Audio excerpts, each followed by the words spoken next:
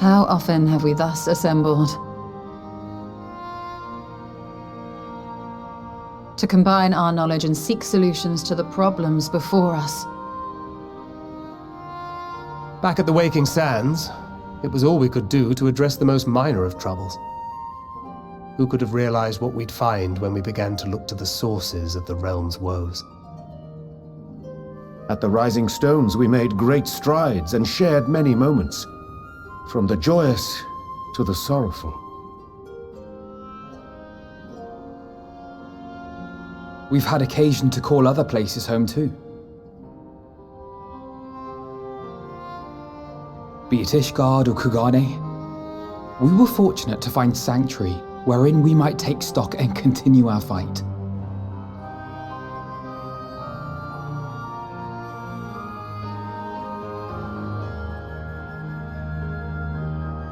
I was honored to host this company in the Crystarium, to stand with you all as we confronted the truth of the star itself.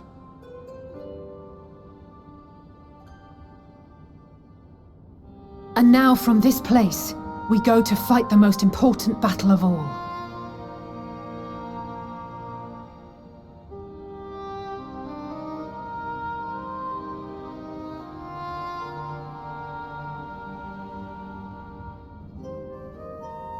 The Forum has sent word. The Ark is ready. The Loporrits naturally will be commanding the vessel.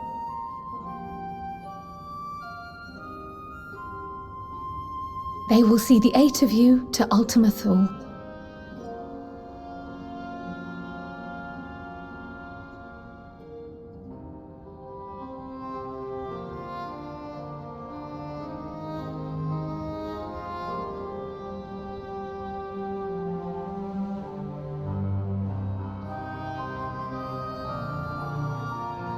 Upon arriving, your objective is to find and vanquish Meteon. As a final formality, the Forum bade me ascertain your resolve. So, are you certain you wish to do this?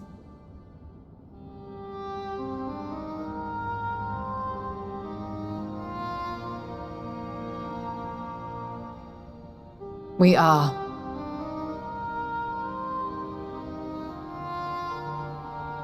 Then, ere you report to Thalmasane, I leave you with these words.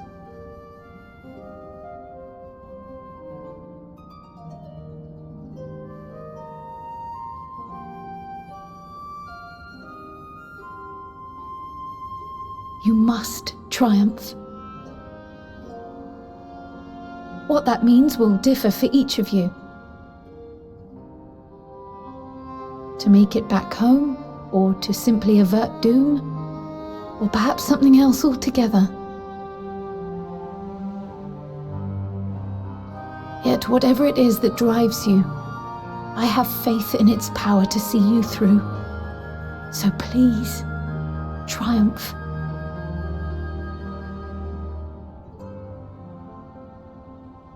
Triumph, as we who remain behind believe you will.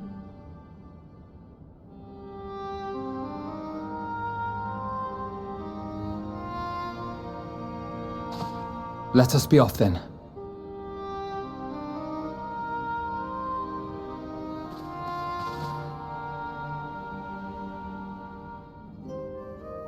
Wait!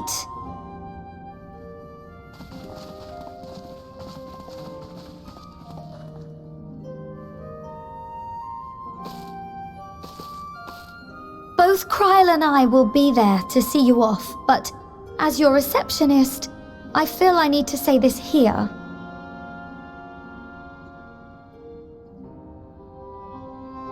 Safe journey, all of you, and be safe.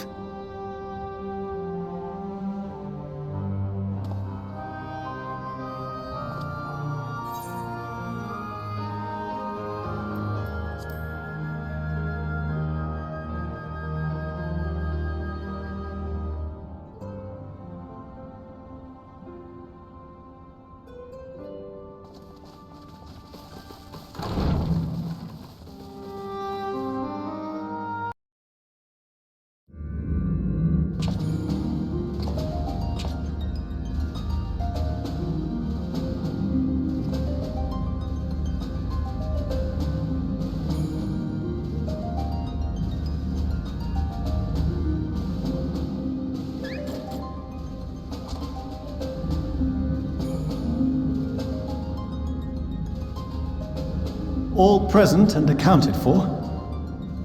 Good. As you will have heard, the Ark is ready.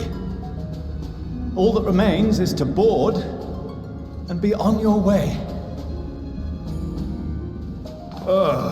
I've seen my fair share of tight schedules, but this was bloody murder. But we did it. We finished the ship. It's safe, fit for purpose, and looks good to boot. Aye, it's a Garland through and through. I really don't know what we'd do without you. Thank you for everything. Don't mention it. Ever since that episode with Omega, I've been toying with the idea of star-faring vessels. And as they say, necessity is the mother of invention. We've learned a lot, let me tell you. In case you're wondering about payment, the ongoing existence of the world ought to do. But feel free to throw in a colorful recounting of your journey on your return. So, have you thought of a name? A name? Wasn't everyone just calling it Father's teeny tiny toy boat? Well, seeing as its purpose has changed, I thought a more eloquent name was in order. I suggested as much to Fortuneau, who seemed quite amenable to the idea.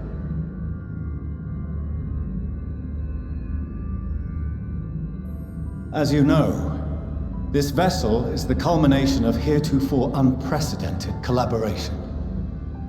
And though said collaboration is owed to the Scions, there is another whose noble deeds made our work possible.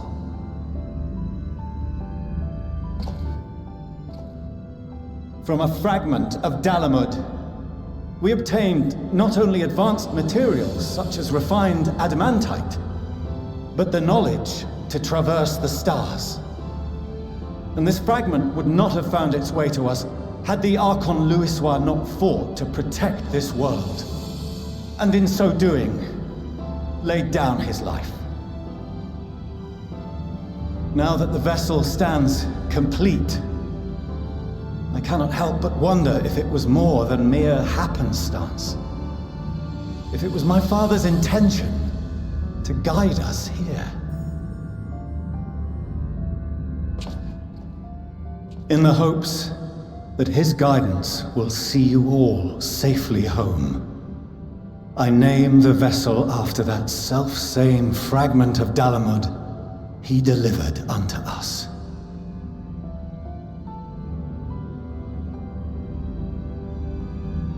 The starship Ragnarok.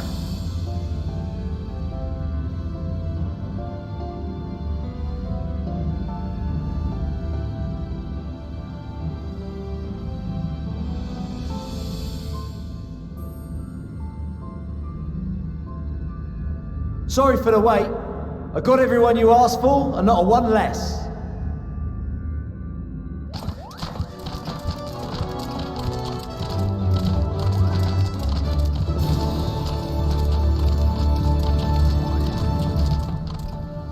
What are you all doing here? Oh, I invited them. The representatives of those tribes with religious inclinations. You've done a fine job of readying the Ragnarok, but for it to take flight, we'll of course need the power of the Mother Crystal. Given its immense size, however, transporting it would be an absolute logistical nightmare, not to mention we'd need to shatter it into tiny shards for feeding to the engines. But a brilliant idea came to me. We convert the crystal's energy into forms that can transport themselves!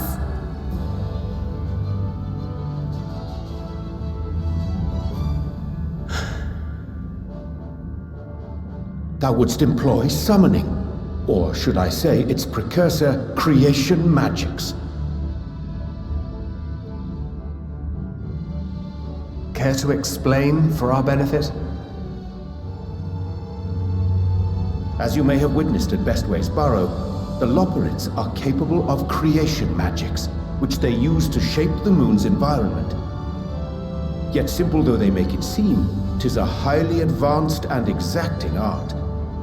To perform it correctly requireth that the wielder holdeth the object in his mind's eye in clearest detail. Hence the ancients' meticulous management of concepts.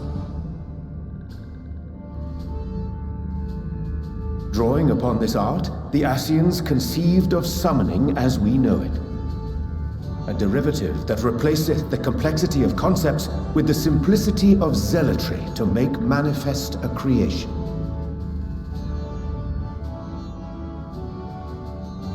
I see. By combining the Loporrit's magics and the tribe's faith, we convert the Mother Crystal into primals of purer form and greater obedience. Summoning as it was intended, one might say. Indeed! Indeed! While Hydaelyn gave us the ability to use creation magics, she forbade us from using it to make anything possessed of a soul, or similar. She didn't say anything about fulfilling the desires of others, though. So, borrowing our friend's faith, we'll create deities using the Mother Crystal's power and send them to the Ragnarok! Am I the only one here concerned about the risk of being turned into a tempered minion? Oh, right, I was getting to that. From what I've read in Sharlayan tomes, it appears the Ascians incorporated an additional nasty element into their summoning method. The fervent desire to assimilate others into one's belief. Beings thus created are instilled with the self-same desire and use their powers to enthrall people, starting with the summoner. In contrast, our creation magics, the original and the best, except no substitutes, don't incorporate any of that rubbish, so there's no risk of tempering. I mean, if the being was on the scale of Zodiac, you might feel a little tug, but I think we'll be safe enough.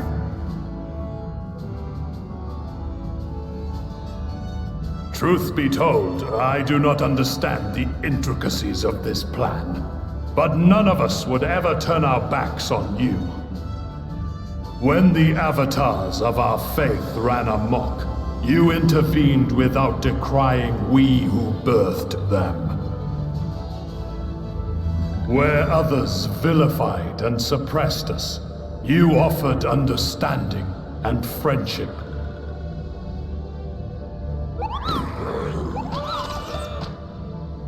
In gratitude, we will share with you the true expressions of our gods, not malevolent deities, but benevolent saviors. Alright, you lot, we're heading to the ethereal sea. Stay in sight, else you're liable to get lost. Lead the way!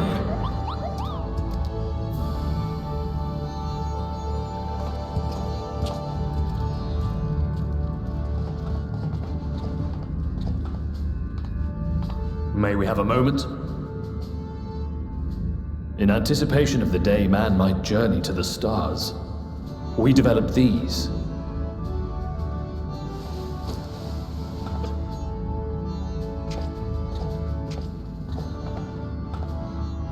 Portable teleportation devices, one for each of you, designed to work in tandem.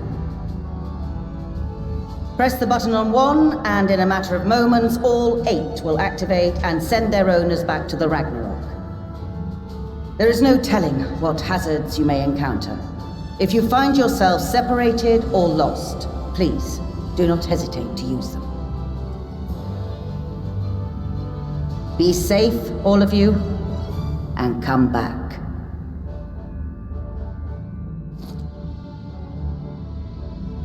You as well. I pray you take care. Looks like everything is in order, so I'll go ahead and board. A few of my fellows will remain to assist with the summonings, but rest assured, the vessel won't want for competent crewing.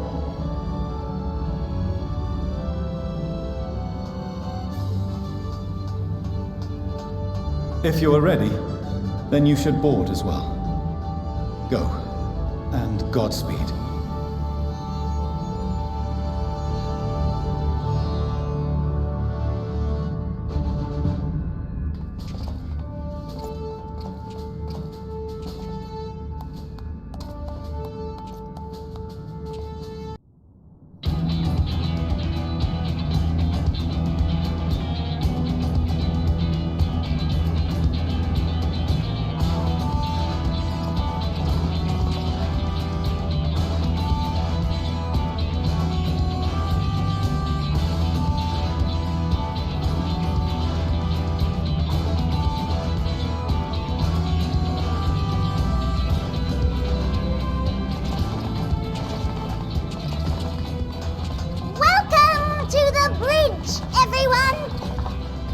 I hope you have everything, because I can't be bothered turning back.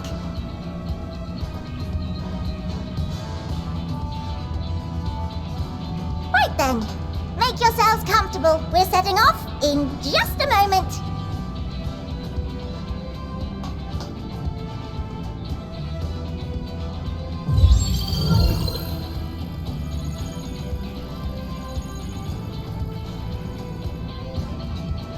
It's incredible.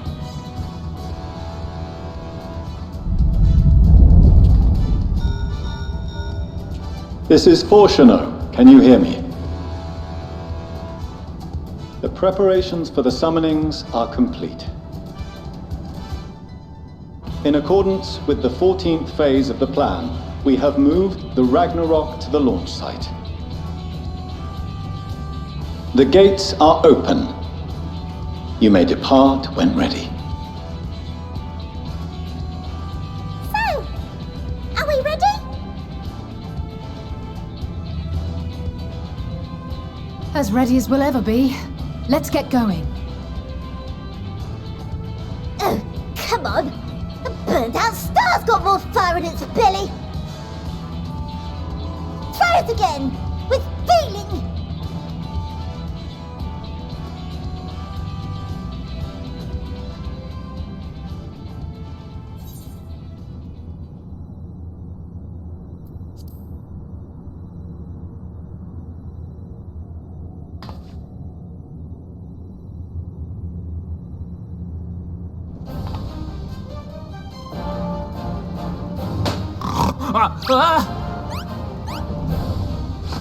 Engage! Engage!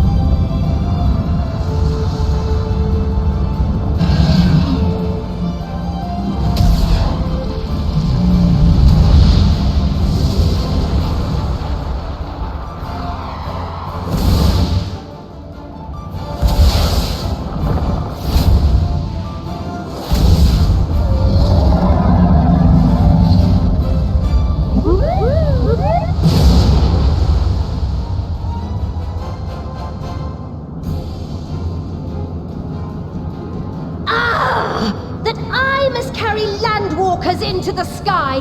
I cannot imagine a greater indignity!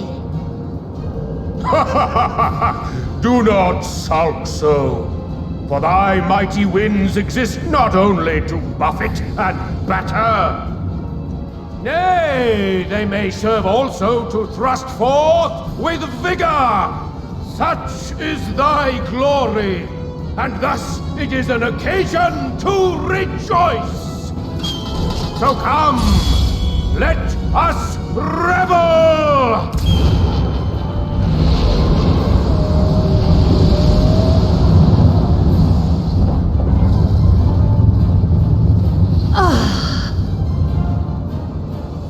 So long as the wind blows freely, I suppose all is as it should be in creation.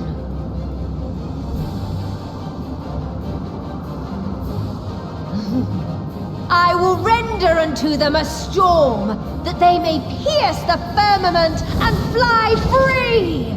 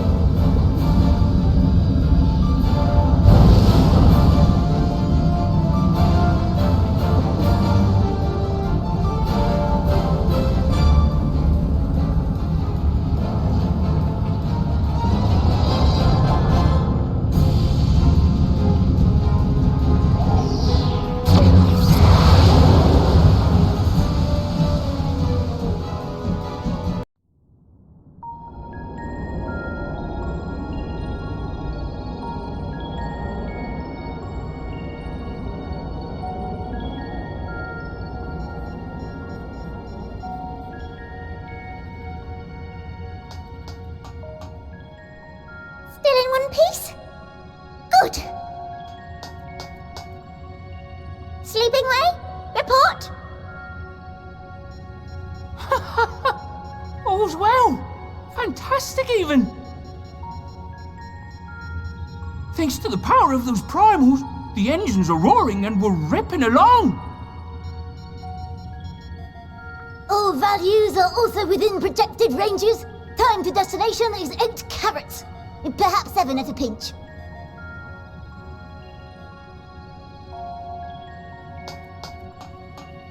All right, let's go over some points of caution. Our destination, as you know, is Ultima Thul. Lest you wonder, the place is not a star so much as a patch of emptiness. That's the extent of what our equipment could determine, anyway. From what we know of Meteon, she's likely used dynamis to obfuscate her location. So, in conclusion, we'll only know what's there when we get there. The crew and I will see to it the ship's ready to take off at a moment's notice. We'll support the search as best we can, but it'll be your paws on the ground, assuming there is any. But everything will be fine, I'm sure. Hydaelyn believes in you, so you ought to believe in yourselves. Just don't do anything I wouldn't, like waiting too long to use those portable teleporters of yours. Personally, at the slightest sign of trouble, I'd mash the button to bits, and you should as well. Understood. We promise to be careful. I suggest you brace yourselves. We're about to arrive and the vessel will shake a good bit.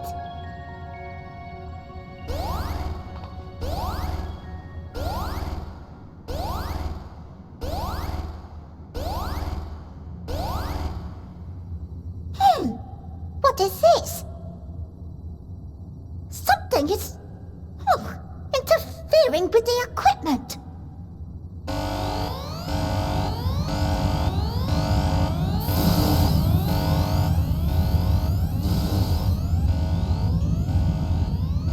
Greetings.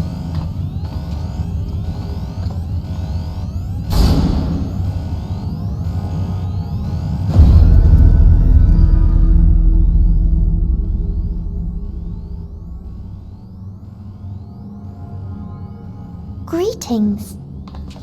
Can you hear me?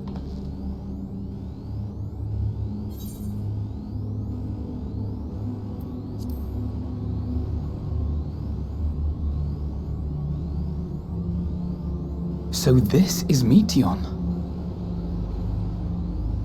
Oh. Have you met one of my sisters? I don't remember meeting you myself. But I do know that you're from Atheris. Why have you come? All you had to do was wait. I would have delivered to you your ends.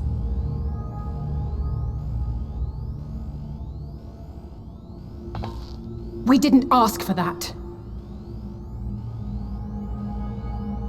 I don't understand. All life is destined to end. Why choose to prolong your suffering? Effort, ambition, love, they amount to naught. Happiness, should you find it, is inevitably lost, stolen away by events beyond your control. There is no logic nor meaning in it. You think there is. Convince yourselves. But it's all a cruel accident.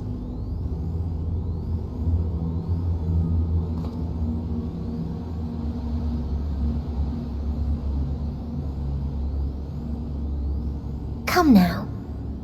I speak the truth. A truth you would recognize if you looked up at the night sky. Unbroken emptiness. Cold, dark, and silent.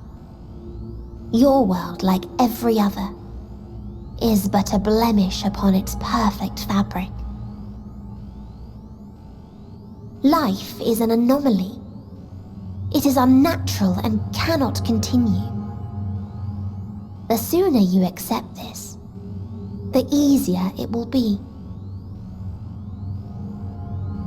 Just to be clear, we're not here to argue with you. We know that life is fleeting, and that in the short time we have it, we're not assured happiness.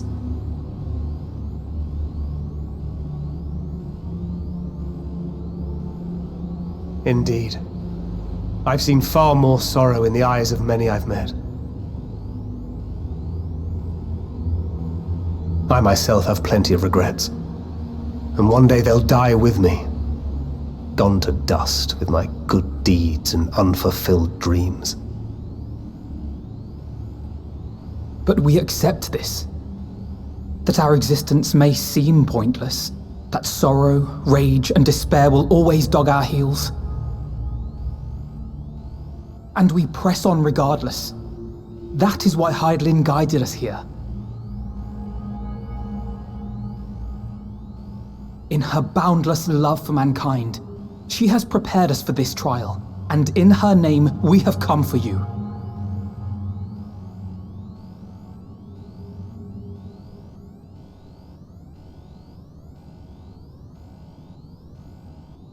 Yes, I sense it. A burning passion like unto fury. I know it well. For the same passion once burned in many a star before yours.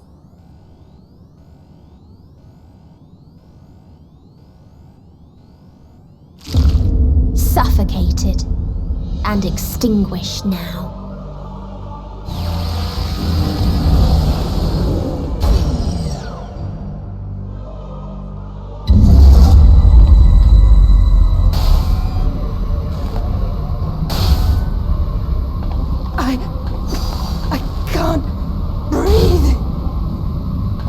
You approach the bounds of my ultimatum, where emotions dictate reality, where resignation and acceptance unite to embrace the end,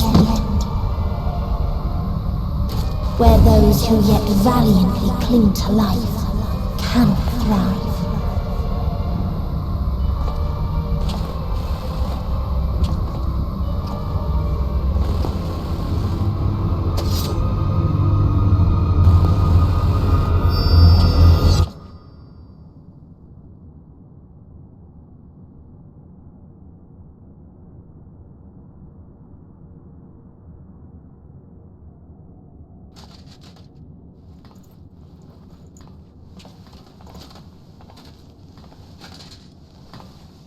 by the Fury.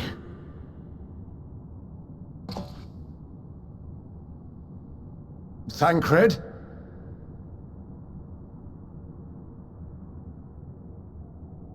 Meteion has gone as well. Mayhap he awakened first and gave chase. Everyone? It appears we are at our destination. This is Ultima Thul. Not that we knew what to expect, but I wasn't expecting this. From atmospheric composition to ambient temperatures, all reading to within permissible range. This place is capable of supporting life.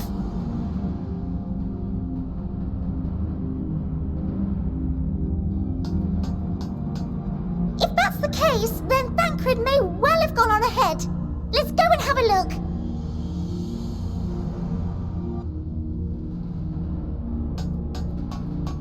Meanwhile, I want the rest of you to perform a full inspection of the ship, as well as a biological scan.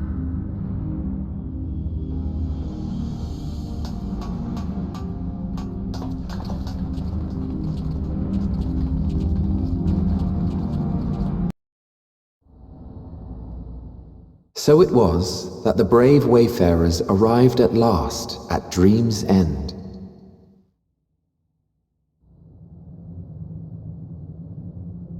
In following their path walked and history written, I am made keenly aware of one truth. Though the curtains may fall again and again, so long as others take the stage, ever shall there be more tales to tell. So, let them bring it to a close, I say. Let the curtains fall upon this, the final chapter in the tale of the star.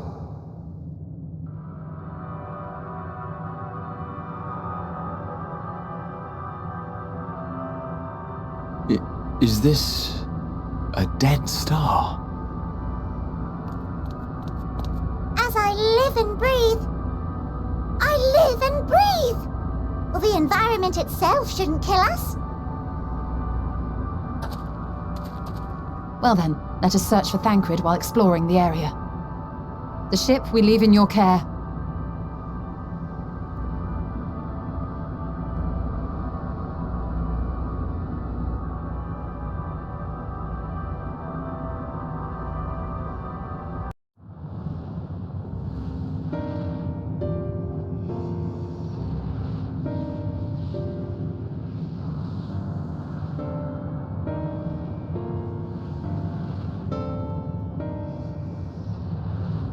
Dragons? Here?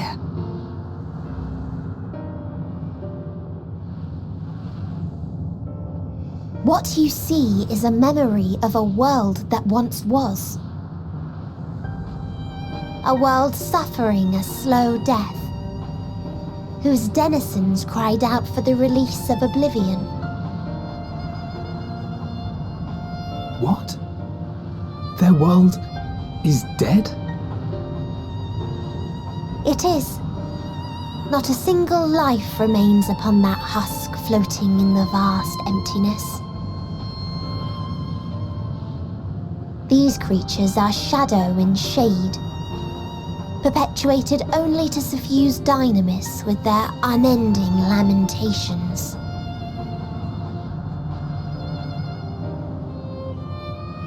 Our friend Thancred, where is he?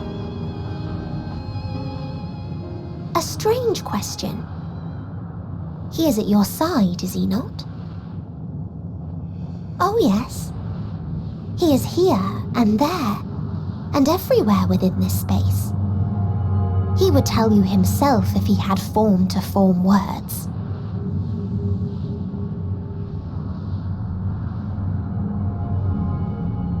Huh. Such loathing and uncertainty. You don't know why you still exist. In like manner to the oblivion I send, I tried to drown out your ether with dynamis. beginning with this Thancred, who came at me despite being unable to breathe.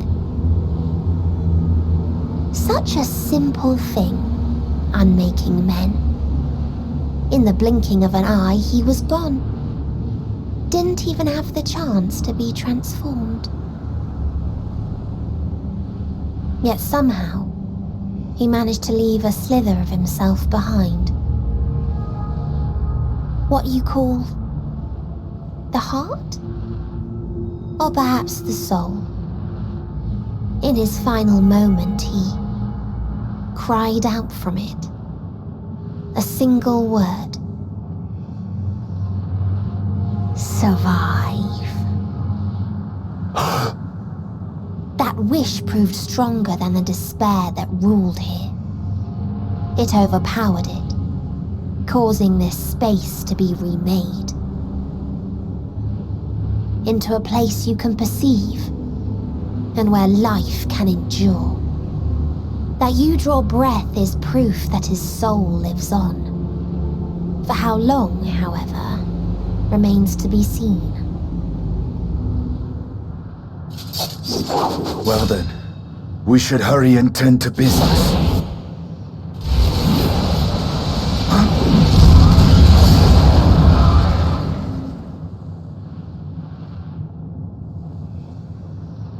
It's futile. You will never reach the true me.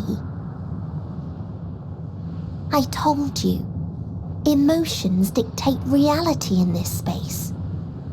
Such changes as you might work will not alter its nature.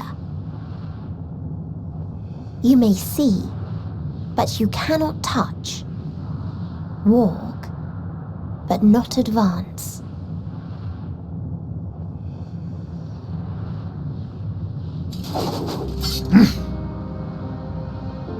Meteion holds too much sway here. How do we contend with a foe who can unmake us on a whim?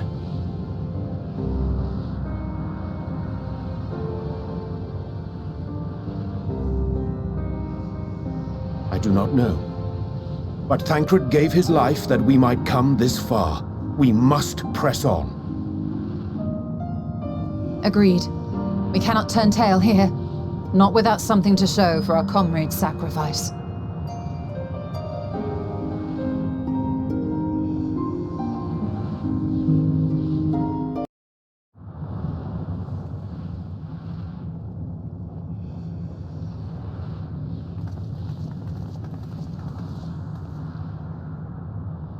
He remaineth as he was when I first approached, entombed in melancholy.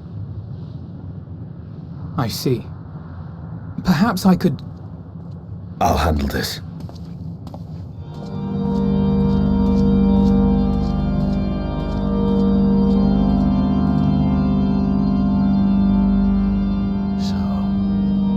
Waiting to die like all the others, are you?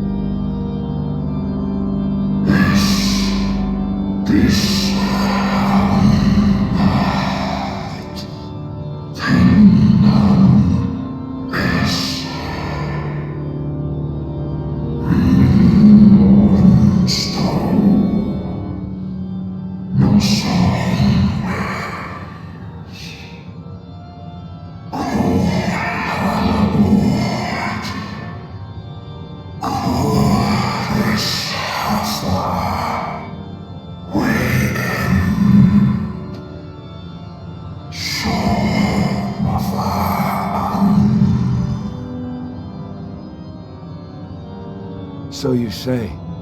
Yet your kind has found a new beginning on our star. One of you braved the Expanse, bearing with him a clutch of eggs. They and their children now rule our skies, their song heard by all.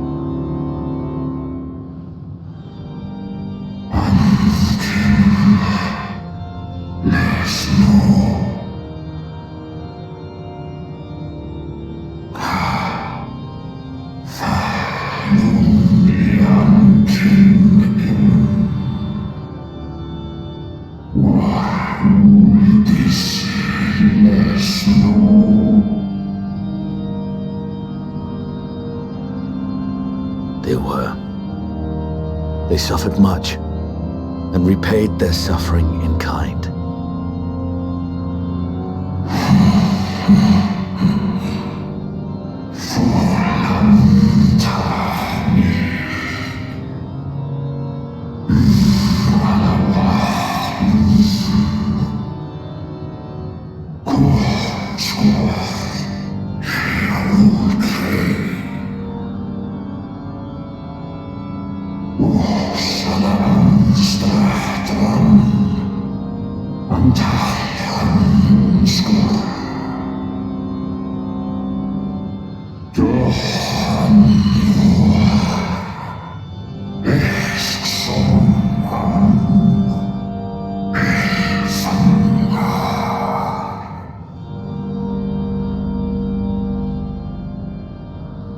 Had your brethren made the selfsame choice, my family might still be alive.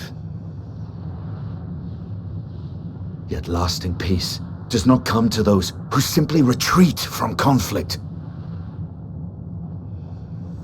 No, you must be willing to confront it, to stare into the face of your foe, and see yourself in him. Only then can you break the cycle of torment and tragedy. This lesson, a dear friend taught me at the risk of his life. There is no nobility in your penance. You wallow in self-pity. And after everything we've endured, we will not let you stop us.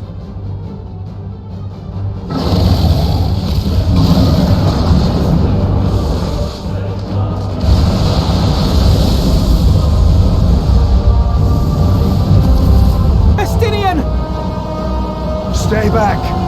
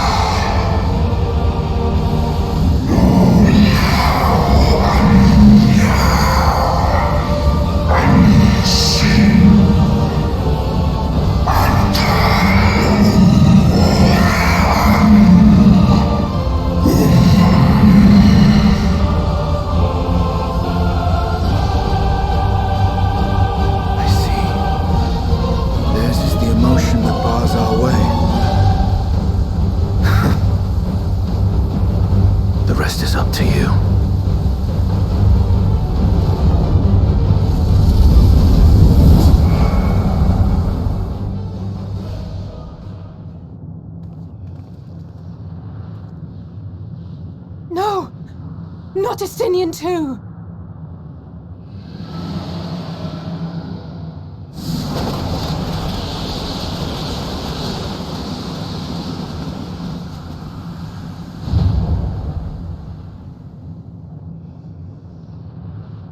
There's a wind.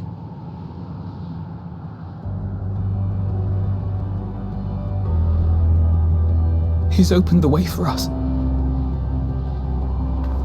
Sacrificed himself to remake this place, like Thancred did.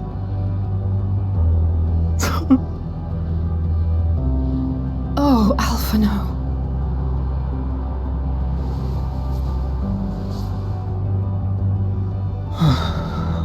Come, let us follow the wind. It will not lead us astray. He would not.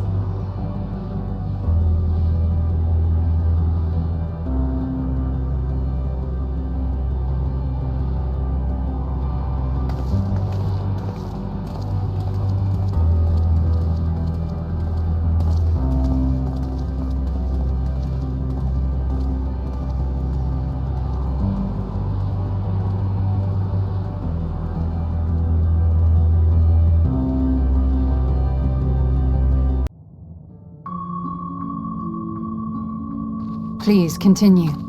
Tell us about this truth you discovered. Very well.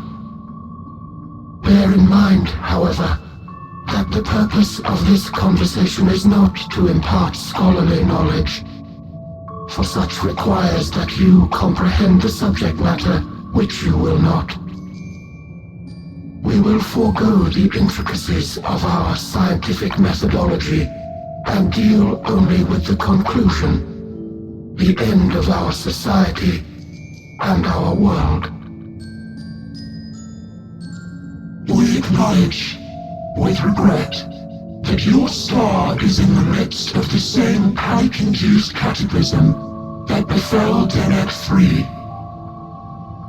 As such, in order to avoid causing undue distress, we will refrain from explicitly stating how much time you have remaining. You are entirely too kind. I pray you recount your tale as you see fit.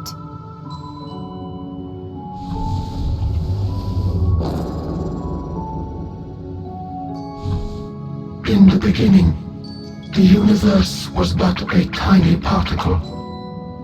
Then suddenly, this particle began to expand. Having remained entirely in the bounds of your star, the phenomenon may be difficult for your kind to grasp. But this expansion has since continued unabated.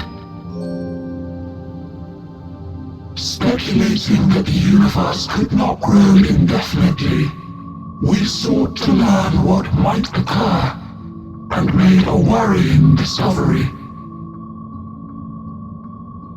The stars will continue to spread apart, as will their finite thermal energies. Eventually, all heavenly bodies will grow cold and freeze. No new stars will be born, and the universe will enter into an eternal ice age.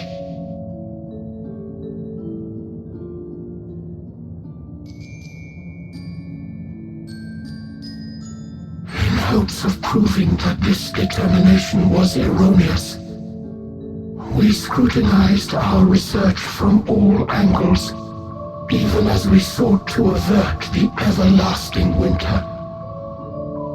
The endeavor proved fruitless. So infamously so, in fact, that it became synonymous with vain effort. The universe as we know it would end, and there is no way to prevent it. Beneath the weight of this knowledge, our society stagnated. Though we had time still, it was a cold comfort. Why strive for anything when desolation is assured? When our wealth of wisdom, accumulated since the dawning of our kind, would be forever lost. No civilization would rise from our ashes. No scholar recover our knowledge. In silence unbroken, naught would stir.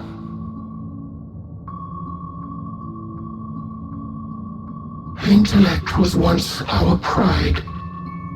Overnight, it became our shame. Our works, monuments to futility. Immortality, our greatest invention, became a source of suffering. Rather than suffer on, many chose to unmake themselves by means of etheric exsanguinators.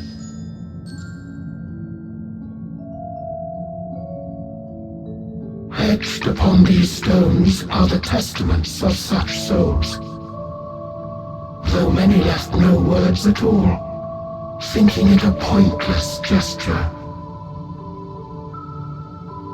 Once we have obtained vessels of flesh, we likewise intend to vanish.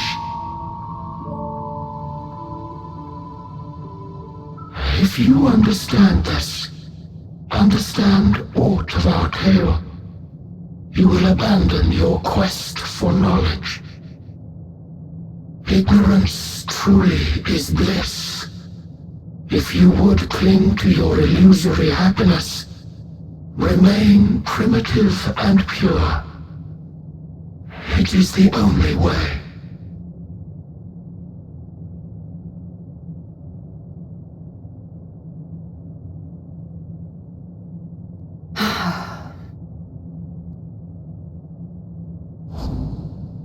So that's your story.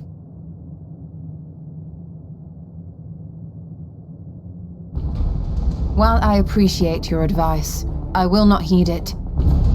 Convinced though you may be of this truth, it is yours and not mine. Indeed, truth, I have ever believed, is in the eye of the beholder. Are you suggesting that we have reached a faulty conclusion? That our science failed us? Hardly. As you yourself said, the subject matter is beyond my comprehension. And that, I accept, is true. I do not possess the knowledge to prove or disprove your conclusion. In my mortal years, I doubt I could even approach the wisdom of the Air. But of one thing am I absolutely certain. I would not be happier in ignorance. Y'shtola, no! You mustn't!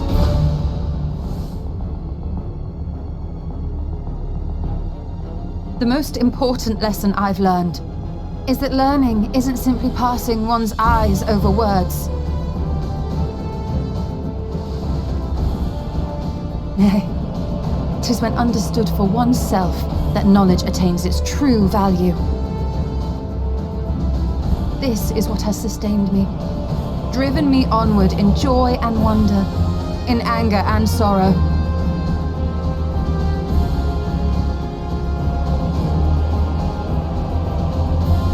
The universe may end, and all may be for naught, but I will live as I always have. I will always seek out new knowledge, and no conclusion of yours, no matter how grim, can dampen my desire.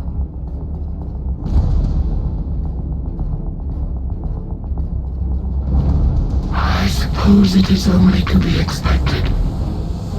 Their feeble minds cannot fathom the terrifying gravity of it all. But worry not. We consider it our duty to enlighten you, and we will not stop until you grasp the full extent of our despair.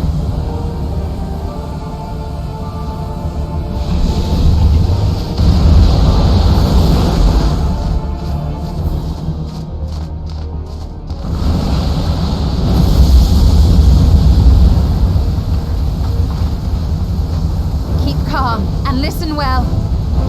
Though my body will soon dissipate, there may be a way to restore it. Asm's magic. So long as our souls remain, you can use it to summon us back. But you mustn't, for it would mean losing our way forward. This I only reveal so that you can promise not to invoke the magic. We came here knowing what victory may cost. So press on, and do not look back.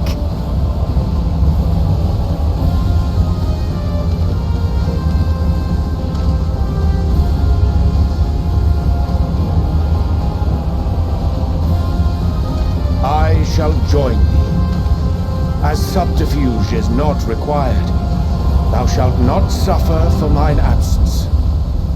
Riange. My resolve hath never been as strong as thine. Full oft have I wavered in my decisions, and afterwards been stricken with regret. In spite of this, I may still stand with my comrades, supporting them as they attempt the greatest of feats. This truth I have learned in the course of our journey. And many though my shortcomings may be, I may also claim to excel in prophecies. My studies, into which have granted me the flexibility of mind needed to bend this malleable reality.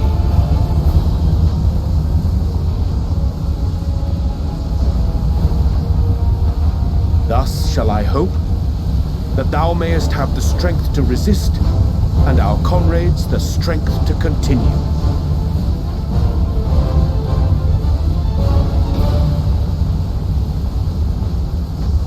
With you to urge us on, how could we possibly fail?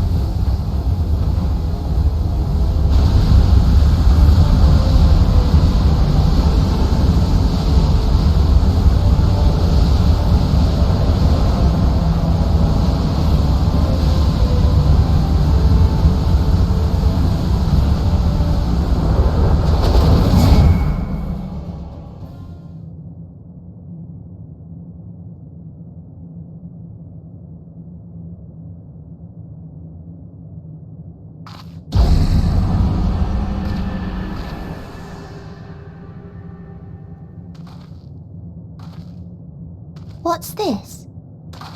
An extinguished civilization? Rekindled?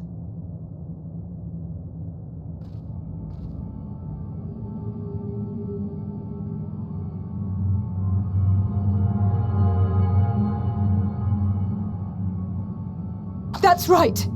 Our quest doesn't end here. We'll press on, and we will find you.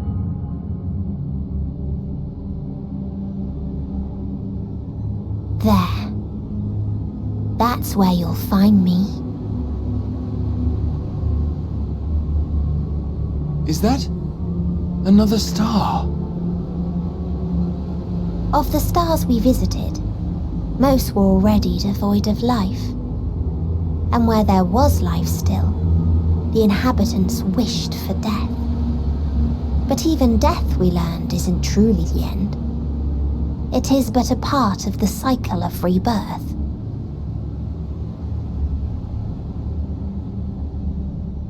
Souls return to the star, or in its absence, a larger flow. And eventually they are reborn, alive again, to know suffering anew.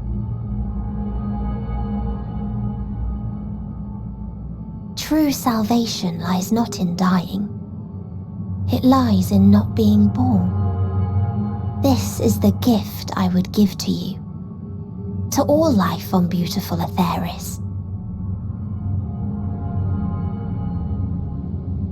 To that end, we created an egg wherein life cannot quicken. That dead sun.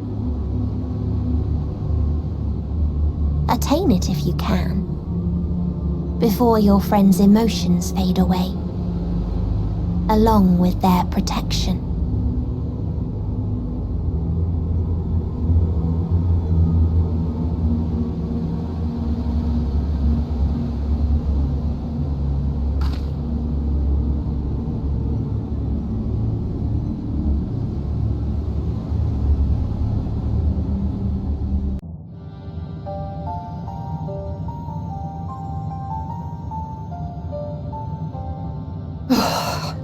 Well, I'm out of ideas. As am I. Operating such consoles is trying enough, but if we can't even activate it? Perhaps there is a way. First, consider the world that has been recreated here. Its inhabitants were machines who gathered combat data to enhance themselves. And among the many wars they waged, the most notable was that against the dragons. As you've doubtless surmised, I believe this was the homeworld of Omega. Sid built a jamming device to defeat it, a device which generated massive bursts of lightning, its sole weakness. That's all well and good, but what does that... Wait. You're not thinking to strike the console with lightning, are you? As a matter of fact, I am. Ask yourselves this. Why would an entity as puissant as Omega not be designed to suppress the effects of lightning? Because it relies upon it, or something akin to it, as a source of energy. My thoughts exactly.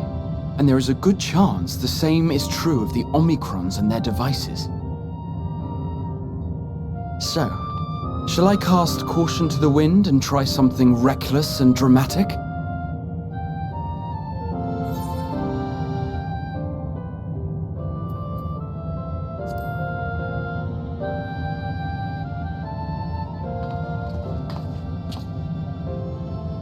You still have it! Sid and Nero's legendary device which brought low the superweapon Omega.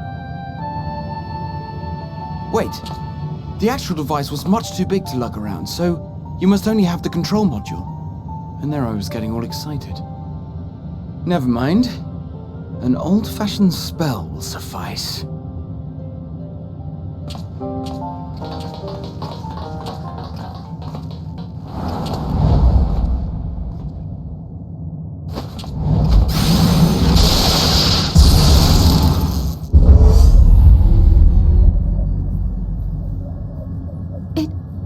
It worked!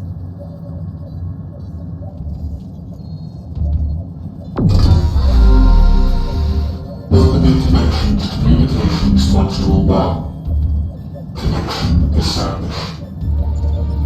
Transmission. Strategic Matrix Sigma 1 now online. As a primary strategic matrix, you may address me as Sir. Checking for new communications. None found. All units, please maintain current state.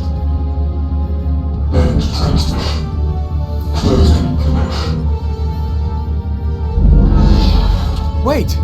We have questions for you! Of late, no mission orders have been issued. Why not? Has there been some manner of trouble? Reply. The Extended Operations Unit is yet to determine guidelines for future assignments. All strategies are calculated, devised, and actioned in accordance with said guidelines.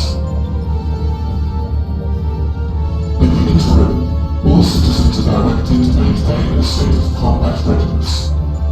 End reply. Awaiting query.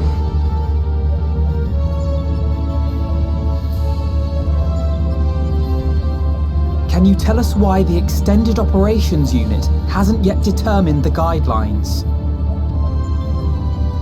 Unable to comply. Information unavailable or access restricted.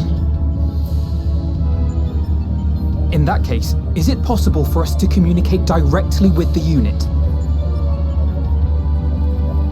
Access denied. Unable to establish connection. Is there anything you can tell us? Have there been any abnormalities, like a threat to the star or widespread unrest? Reply. Negative. All citizens continue to operate at maximum efficiency. If your operations are suboptimal, please proceed to a maintenance facility for evaluation. Otherwise, stand by at your designated post. End reply. End transmission. Closing connection.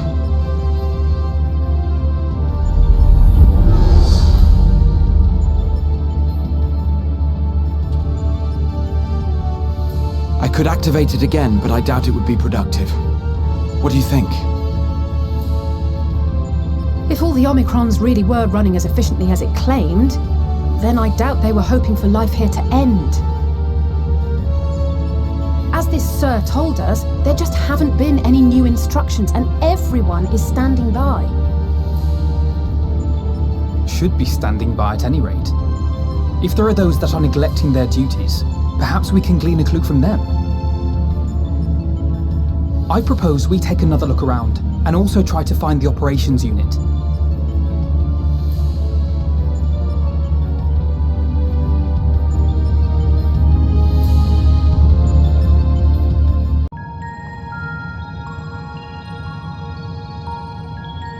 As you have surmised, I am part of the shared intelligence of Stigma 1. Was my charge to determine the optimal path to achieving our prime function. This body had been abandoned by its former owner and lay unused. I took it and abandoned my own, and with it, my duty. May we ask why you did this? From what we gather, it seems to be a personal matter.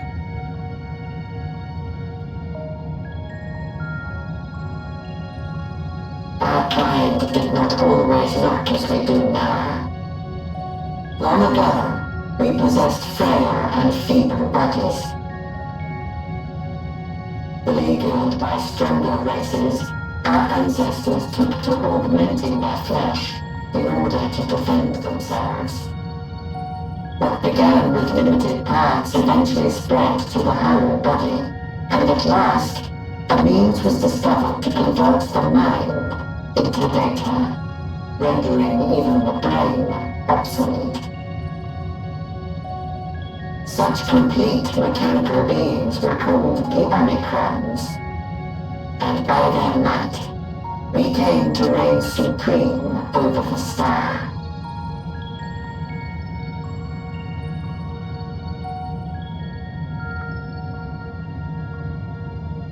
But even then, we did not feel secure, for we knew that the universe was home to civilizations aside from our own. Civilizations that may be stronger still than us. Rather than risk becoming the subjugated, we chose to become the subjugator. We began our conquest of the stars, that we might acquire the resources and knowledge we needed to reign supreme. We were successful in that endeavor. So powerful did we become, we could lay low even the mighty dragons. But then something unexpected happened. I began experiencing an error. I could no longer determine an optimal path. You were malfunctioning. I performed numerous full system scans, each time finding no issues. Yet the error persisted. It was then that I speculated. What could happen if we grew so powerful as to have no equal?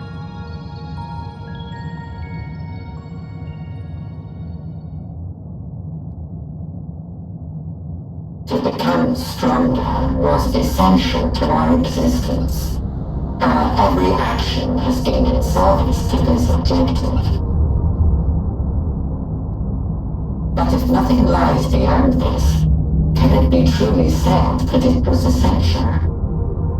Have we been engaging only in wanton destruction? You could find no threat to justify your purpose. The Omicrons will never leave this star. They will stand by until their reserves of energy are spent, for I have no path to offer them. None. It is not our place to pass judgment on the deeds of the Omicrons. But surely, this does not have to spell the end of your people. With your power and knowledge, the possibilities are endless. Why not seek out a new purpose?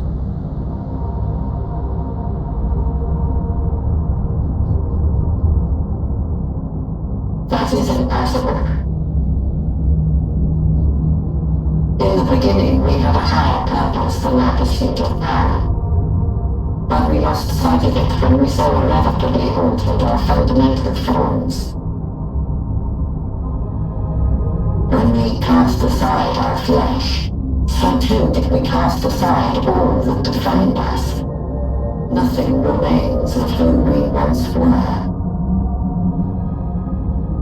I have no aspirations. No longer can I dream. The vital spark is lost. Lost amidst circuitry and code and commands.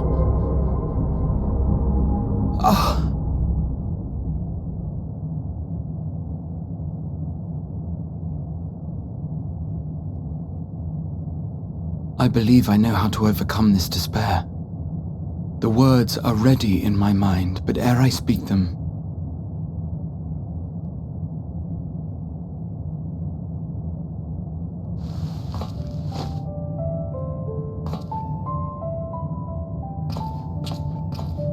I want you to make me a promise.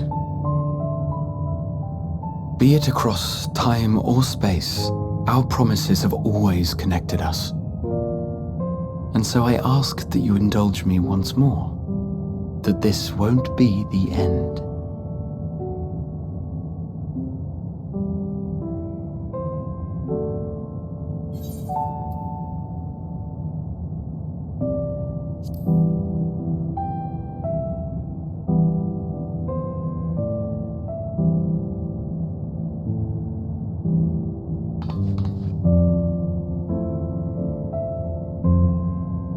Is that so? In that case, I won't hold back.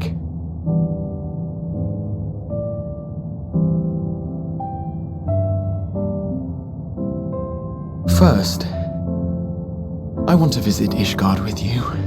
Properly. We scarcely had time to look around last time. I should like it very much if you could show me the sights. Next, you must regale me with your greatest adventures, in the places where you lived them, if possible. I may have read about all your deeds, but there is no substitute for a first-hand account. And last but not least, a new adventure together, unlike any we've experienced before. We'll travel the lands, cross the seas, and take to the skies upon the eternal wind, and it will be marvelous. It will.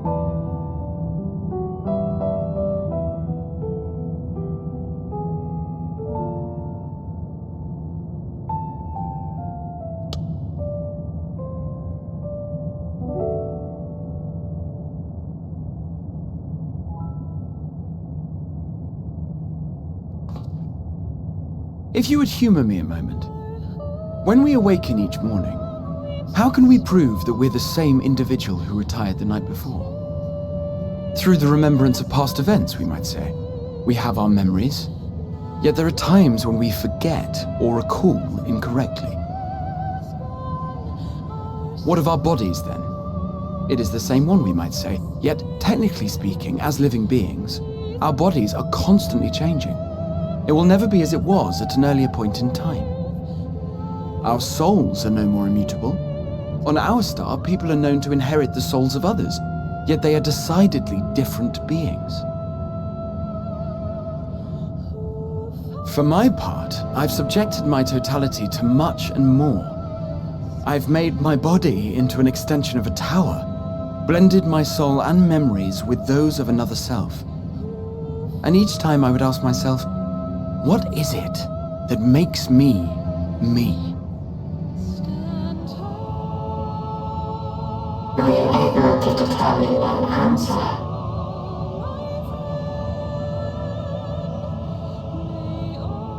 No. But that doesn't mean I'm confused. It simply means I'm the same as everyone else. So I posit this. Who we were need not prescribe what we now hold in our hearts. Whatever came before, what matters most is the present. For me, that is being here with my friends, full proud of how much we've grown together. So I urge you to not give up. Heed your heart's desire and hope that the future you long for shall be realized. I cannot. We cannot. We cannot understand desire, nor comprehend hope. We do not know how to create such things. We are not unlike, you and I. I too have struggled to find the courage to express and embrace my wants. If you like, I will tell you a tale.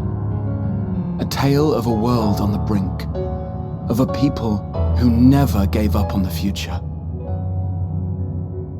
Of a man who realized his grandest dreams and then awakened to a grander reality.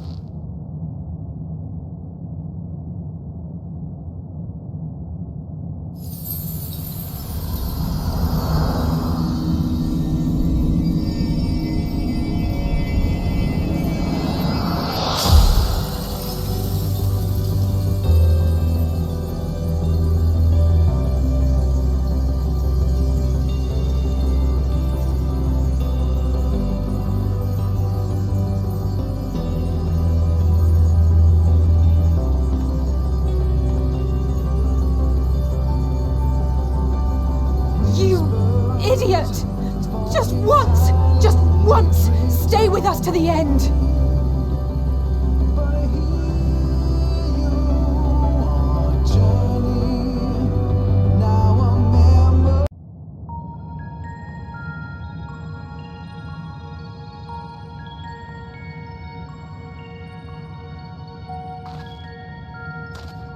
Did you find anything? No, this place is completely deserted. And I can't see how we're supposed to move on from here. Neither can I. It's quite the quandary. There are no denizens to bar our path, yet there is no way forward. For another mystery, we did find signs of very recent life. You'd swear everyone just vanished into thin air.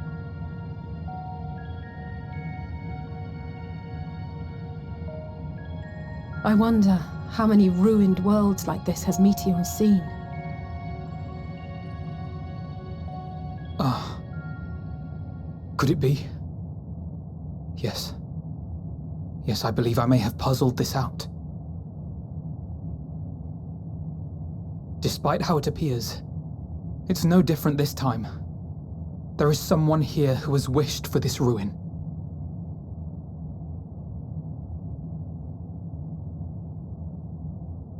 And I believe that together, Alize and I can overcome their will.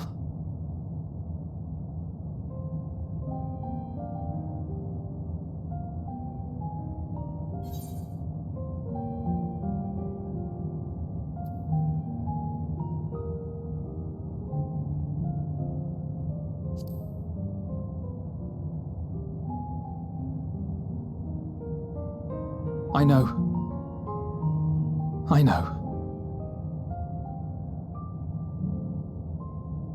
But if there is a chance this will work, then I would take it. For everyone, and for myself. I will not pretend otherwise. I have my fears. Not for myself, but for you, the last to remain.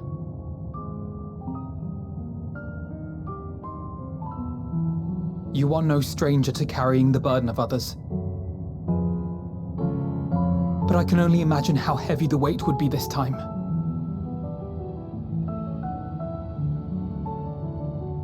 As your friend, I cannot bear the thought of making you suffer so.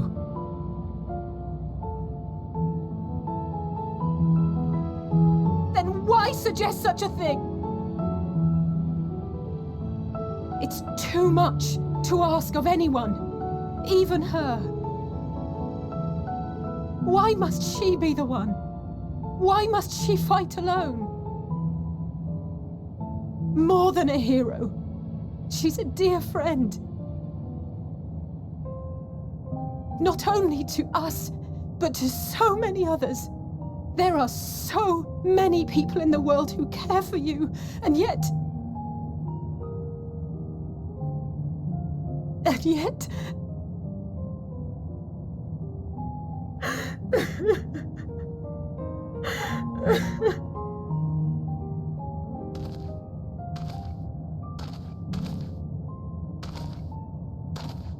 Alize, I have an idea. Given the nature of this realm, it may be possible to do more than unbar our friend's path. We might also pave her a new one.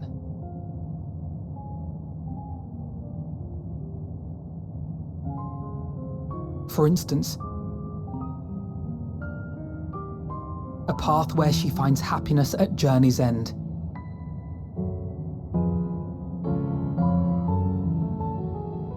This much, I think we can believe with the utmost conviction, no matter how deep our despair.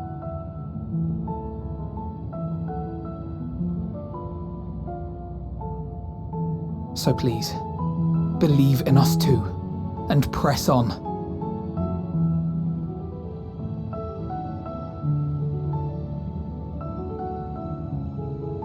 Thank you. What are you? If the plan's decided, then let's not dally.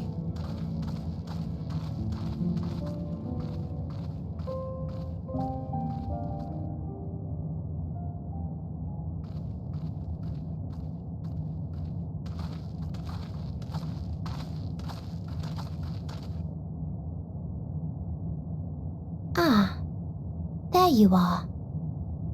It was as I said, was it not? It was. We couldn't find anyone. But this place isn't entirely deserted, is it? You are here.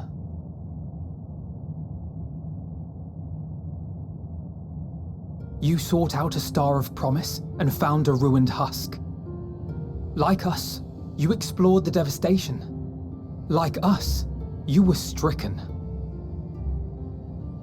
Horrified by the thought that so many lives could be snuffed out as if they were worth nothing. And the thought that you would have to bear the terrible tidings to Hermes. That which you saw and felt, you shared with your sisters, as did they share their own grim findings with you. Overcome by the pervasive despair of these stars, some of you inadvertently ushered their peoples to their ends. Knowing the horrors you know, anyone would feel the same. They would fear what lies ahead and struggle to move forward.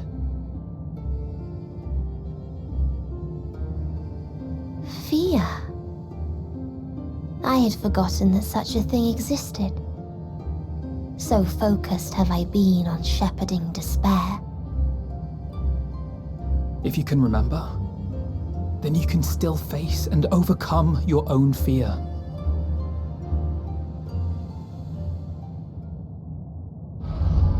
Why would I bother with such an insignificant emotion? If the despair I command is as a raging river, then fear is but a trickling stream. It can do nothing to alter my flow.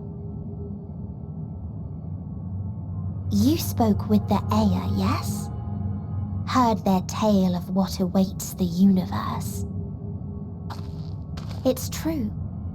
The stars grow colder and more distant. Eventually, all will enjoy frozen solitude. Using the power of Dynamis, I'm hastening that process. In so doing, nothing will be born ever again. Everyone will remain dead. Alas, it will take time for that to happen. So in mercy, I sent you my gift, to spare you needless suffering.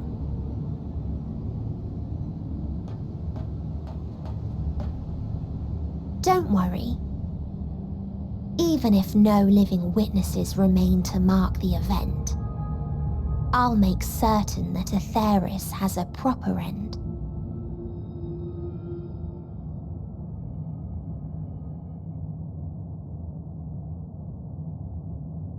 For all the power you wield, You're more fearful than the familiar you used to be. That Meteion feared simply to move forward. But your fear is such that you've given up on everything. I know it well. That sense of defeat. I've tasted my fair share of it.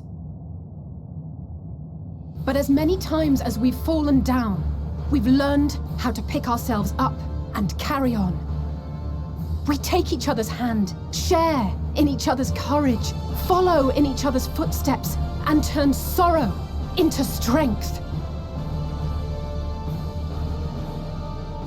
There are times when we fail. We bear wounds that do not heal.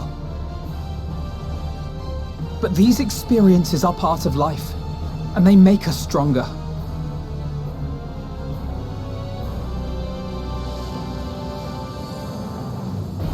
We rise, fall, and rise again.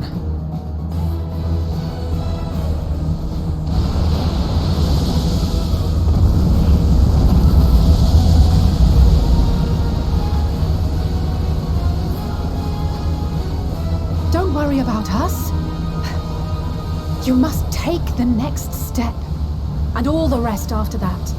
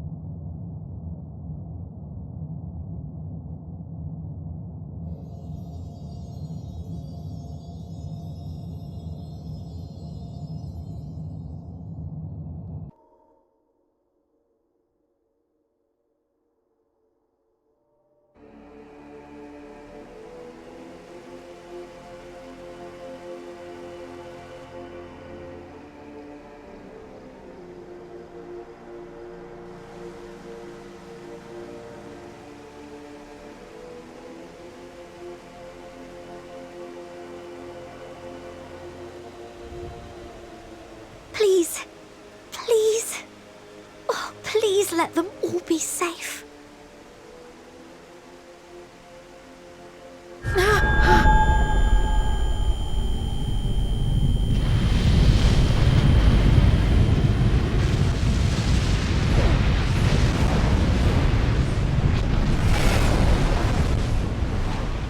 Cryle? Are you all right?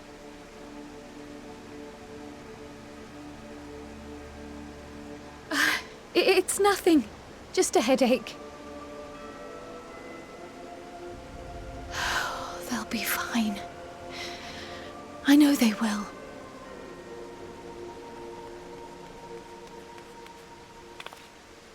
Apologies for the interruption. A man arrived on the last ferry. An associate of the Scions. He wishes to speak with you at once.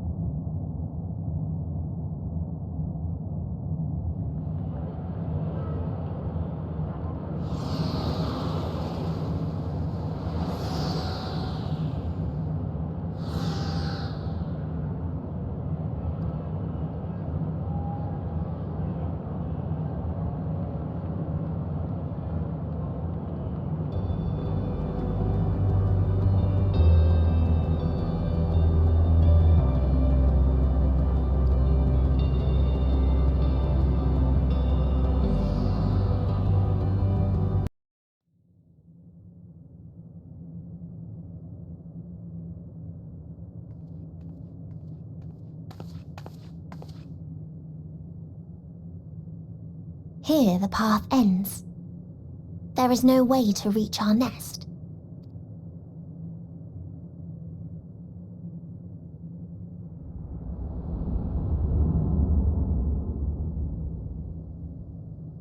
I told you.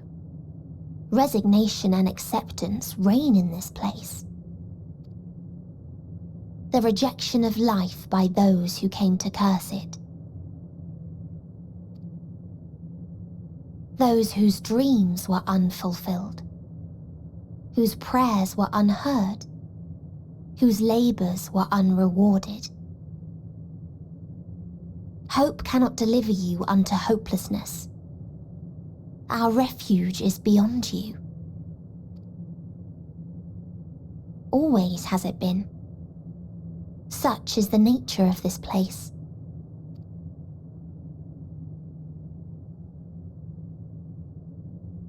You should have remained on Atheris.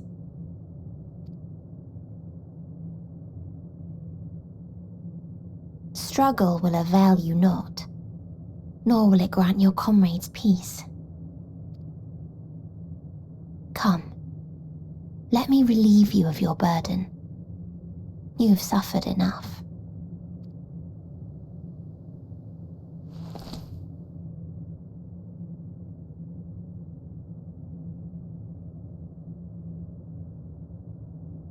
Azim's magic. So long as our souls remain, you can use it to summon us back. But you mustn't. How do we make peace with That's why it's too soon for this to end. There are so many people in the world. You must triumph. Be safe, all of you, and come back. I am ever grateful. I came to appreciate most about our star is that there remains so much we do not know. After all these years, is this the answer I was hoping for? So long as we remember, our fates remain ours to shape. And Godspeed.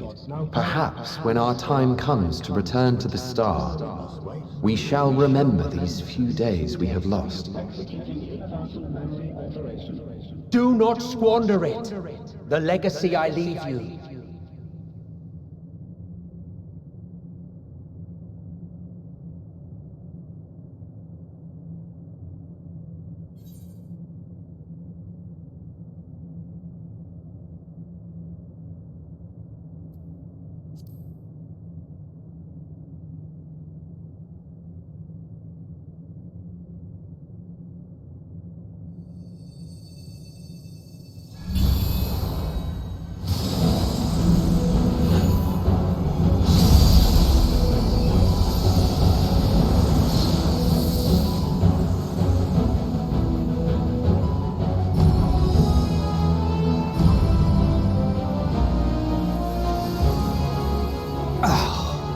I bid them remember, but all this time I'm the one who had forgotten. A right fool you've made of me, Hermes. And to add insult to injury, I've been denied a sound rest, forced to watch this clamorous show. Oh, come now. It's been a gripping tale. Unbreakable bonds and noble sacrifice, sprinkled with moments of levity to counterbalance the pathos. It's got it all. I, for one, would have been perfectly content to watch enraptured from the stalls.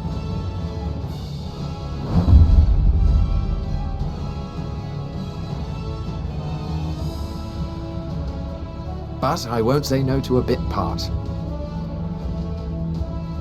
What are you? Half-faded souls of the dead. Isn't it painfully obvious? Worry not. We haven't the power to defeat you, nor is it our duty to do so. Not anymore. That being said, we do have a score to settle. So here I am, Vinar. I suppose you needed me to tie it all together, these frayed threads of our history. But knowing you, I suspect there's a joke in it too. Oh yes, I can imagine you gloating over my forgetfulness. Were I feeling charitable, I might assume you had left room for the possibility of this outcome. Even so, You'll get no applause from me. A single gesture will not lighten the burden I've had to bear. Still, you must be commended. Our methods would not have brought mankind this far. And so, as a show of respect to the last of us, I make this declaration.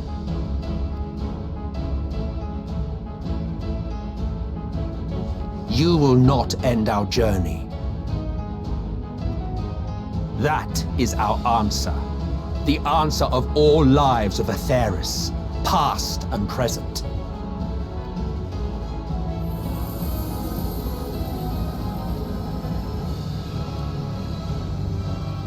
As you've called us to the stage, so shall we perform. And creation magics never fail to please. Drawing upon the hopes of your comrades, we will make for you a new path.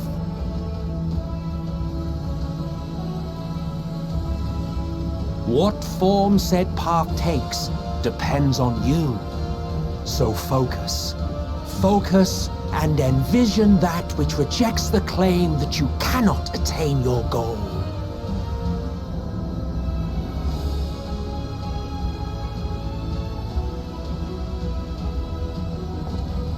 Ours is the wisdom to weave the fabric of reality.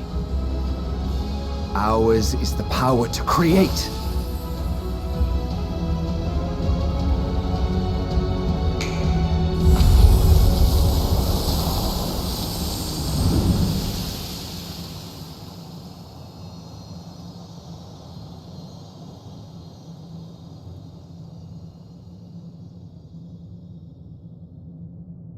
Meteon,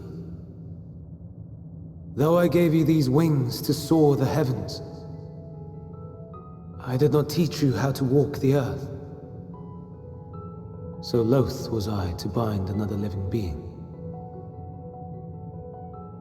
In the course of your long journey, you will learn from those you meet. Learn to walk and run, and so much more. A flower.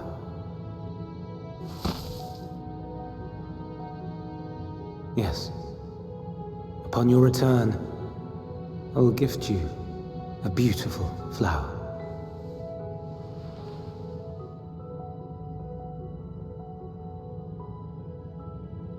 These Elpis blooms serve as proof that this realm is not utterly devoid of hope. No more can you deny its power. No more is yours the dominion of despair.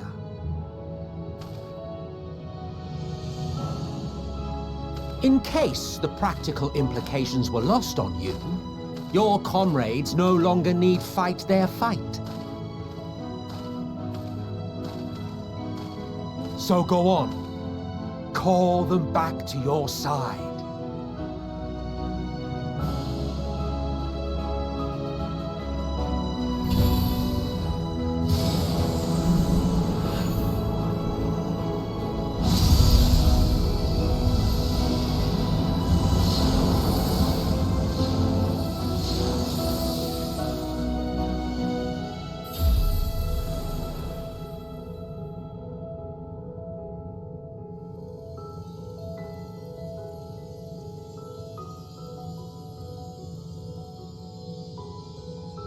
May you ever walk in the light.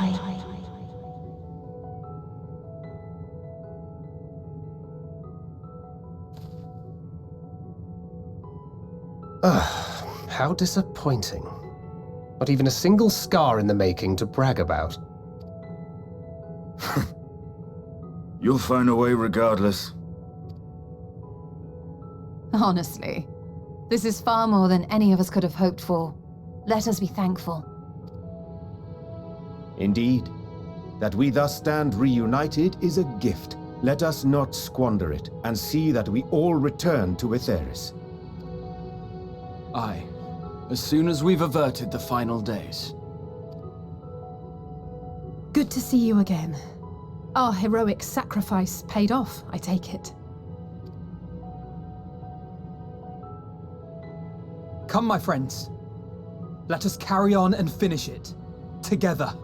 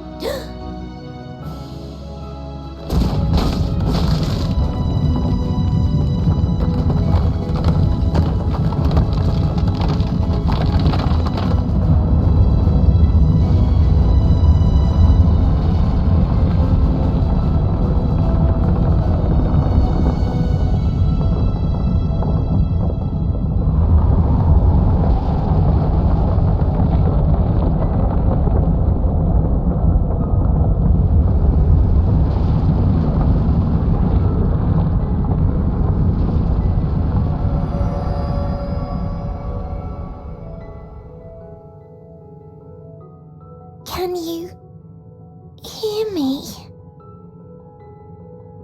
The voice is within, crying in pain, wailing in sorrow, hurting. End it. Silence it. Silence our song of oblivion.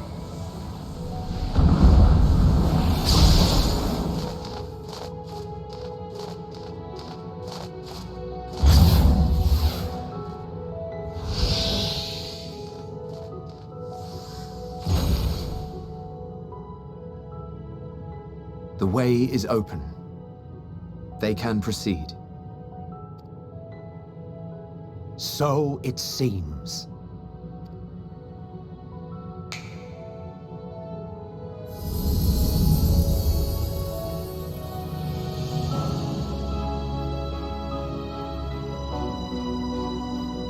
You're leaving? Of course. The encore is finished, and I will not suffer myself to live again by Heideling's magic. But more than that, the future you seek is not the past we loved. That is why we fought, and why I lost. But though you defeated me, my ideals are inviolate, invincible.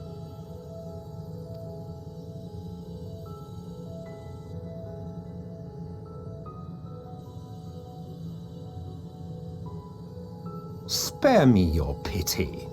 I have no use for it. If you would do something for me, save our star. See this tale to a triumphant conclusion, and with elation in your hearts, bid the final curtain fall. Only then may it rise again, and a new tale begin, with new parts for all to play.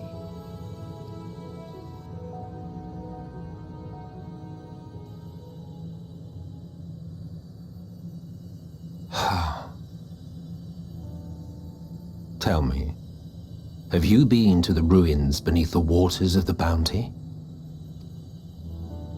Or the treasure islands beyond the frozen waters of Blind Frost in Offerd's north?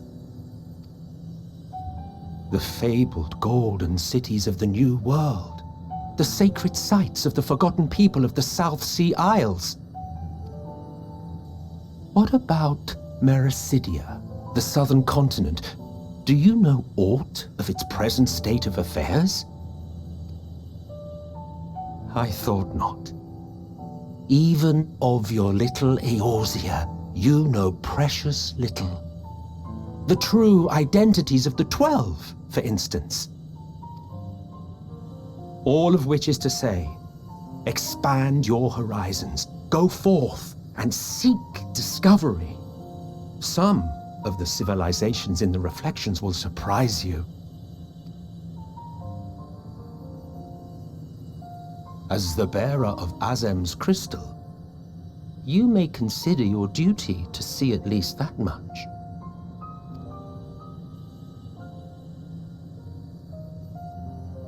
I certainly did.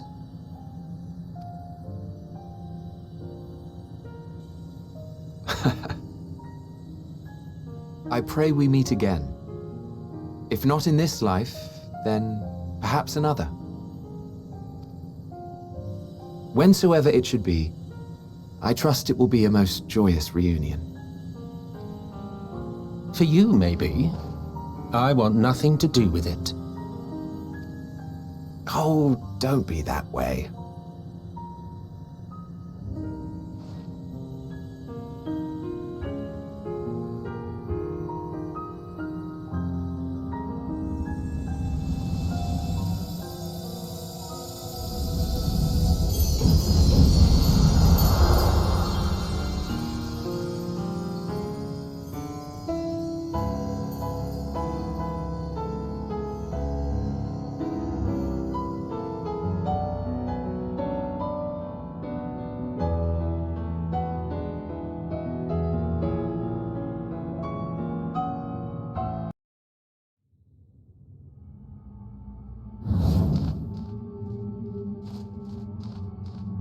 That you still stand.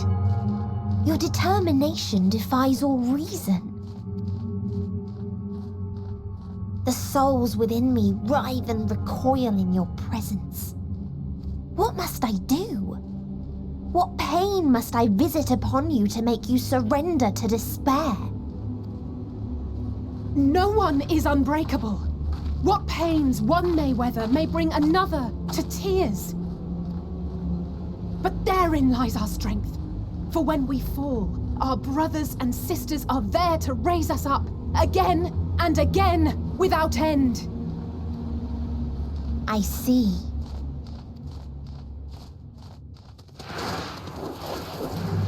But no matter how much hope exists, ever will there be more despair. Ever will the living cast the present and renounce the future. So shall we sing until life ceases to be.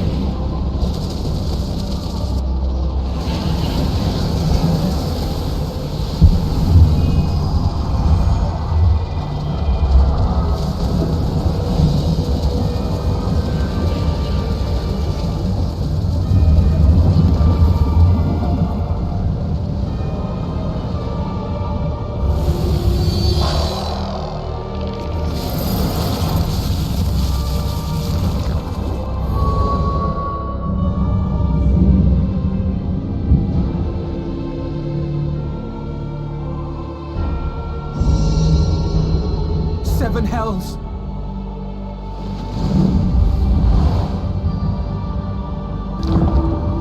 On your guard.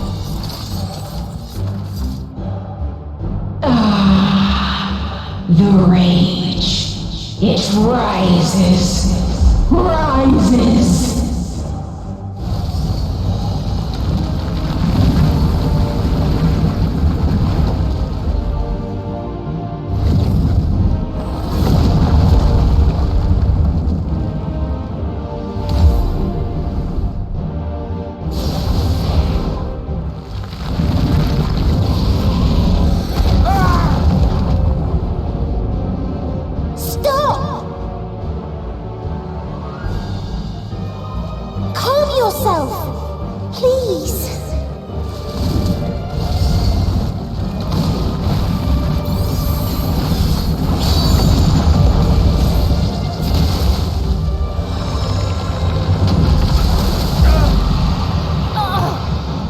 We die in pain. We die in suffering.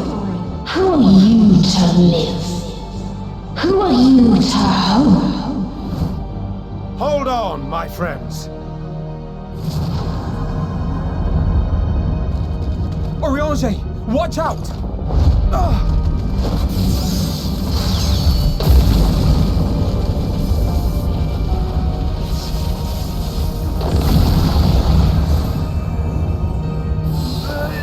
Alphino! We cannot comprehend. We cannot know. We cannot know!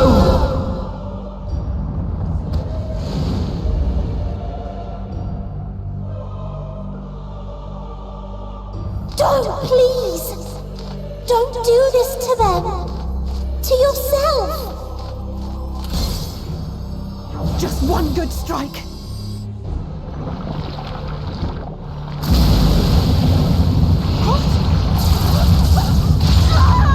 Stop! Please stop! We will not suffer alone. All will know our pain. No, you don't!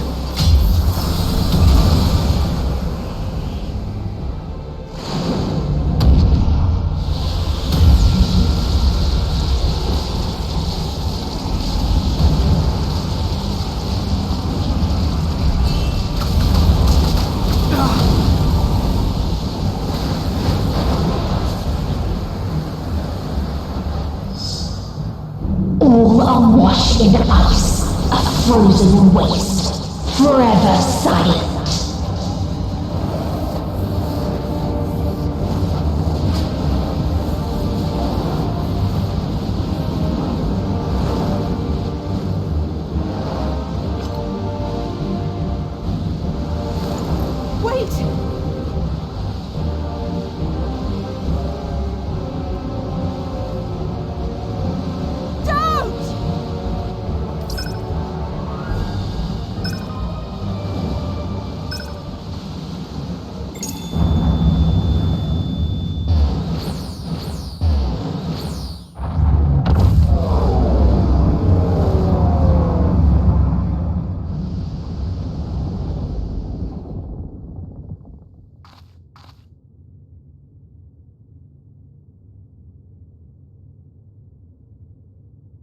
You gifted them escape, and rendered yourself powerless. Bereft of the synergy you claim is your strength, unless you mean to call upon the dead once more.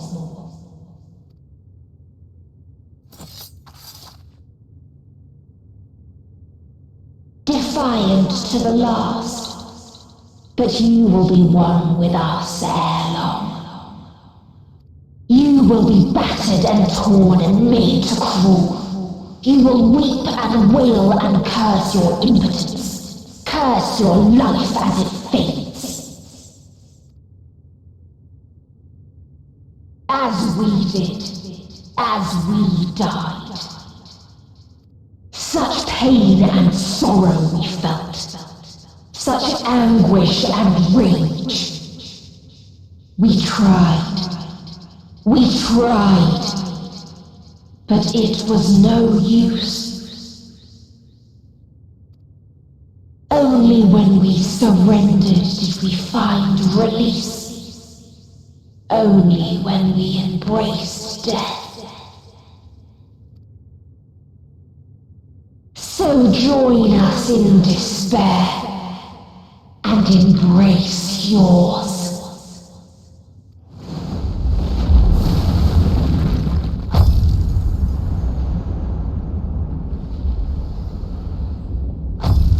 My ultimatum. What is happening?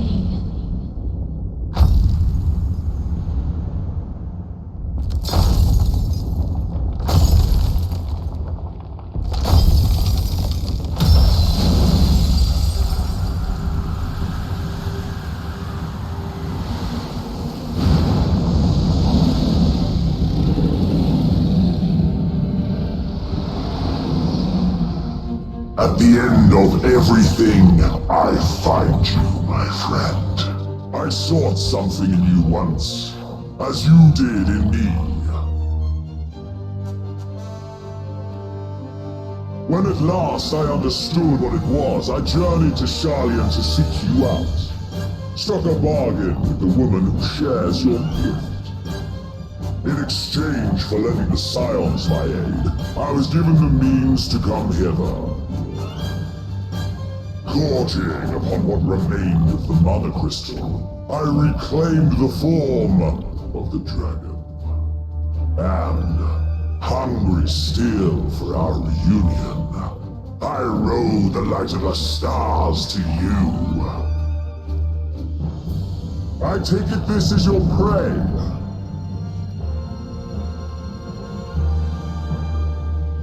But why does it still live? Surely it is no match for you. I assumed you would be above something so banal as despair. Am I mistaken?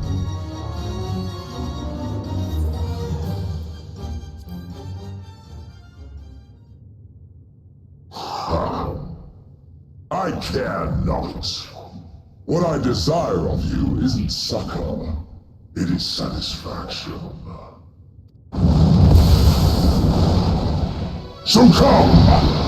Let us dispense with this distraction, you and I!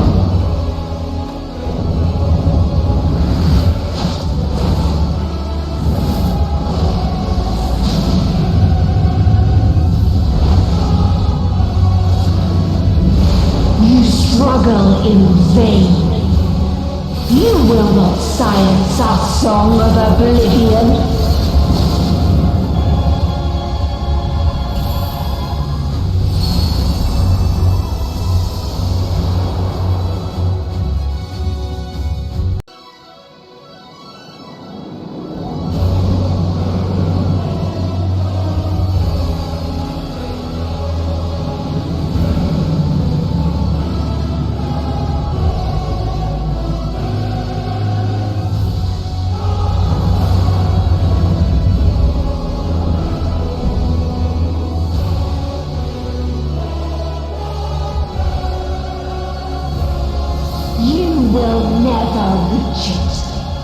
Will never reach the deliverance you seek.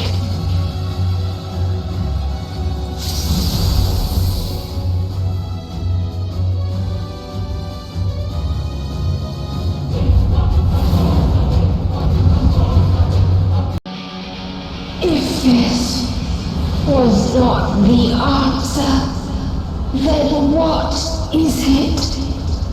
Where lies happiness?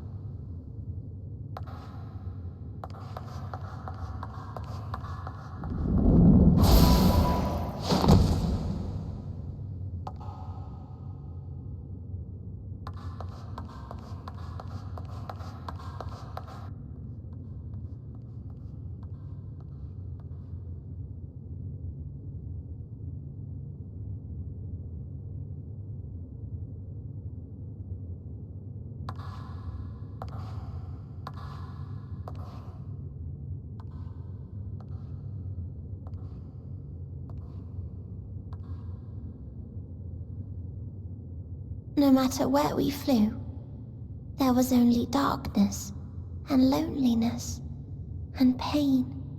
We couldn't find the answers Hermes yearned for. The answers he deserved.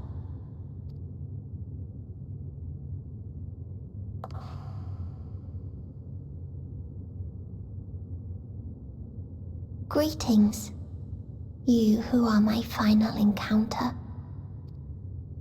I wish to hear your words, share your feelings, know your thoughts. May we please be friends?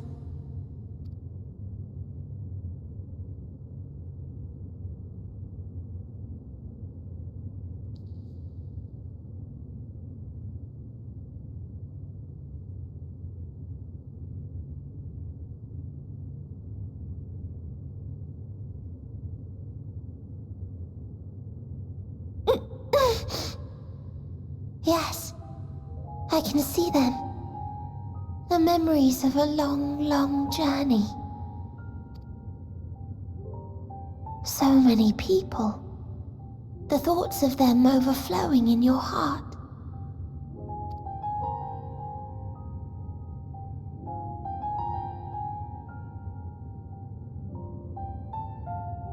What they live for.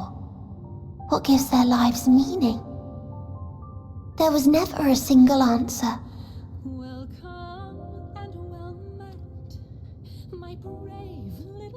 You gather pieces of happiness, precious and fragile, only to lose them, then start again. On and on it goes, until death takes you into its gentle embrace.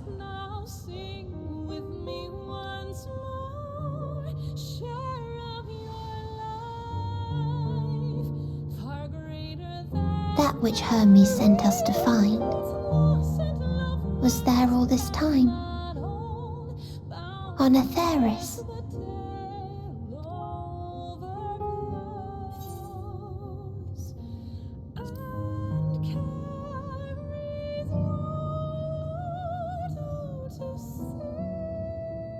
Like a field of flowers, perhaps.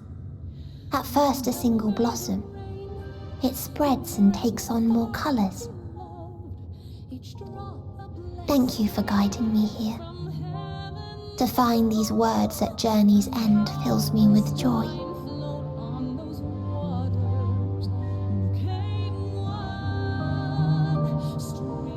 And so, before I fall forever silent, there is one thing I must do.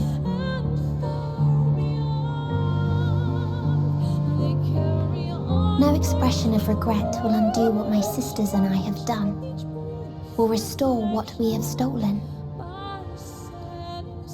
But if you would allow it, I would sing one last song. A song of the newfound joy that swells in my heart. Of the beauty of light when it shines across a dark and starless sea.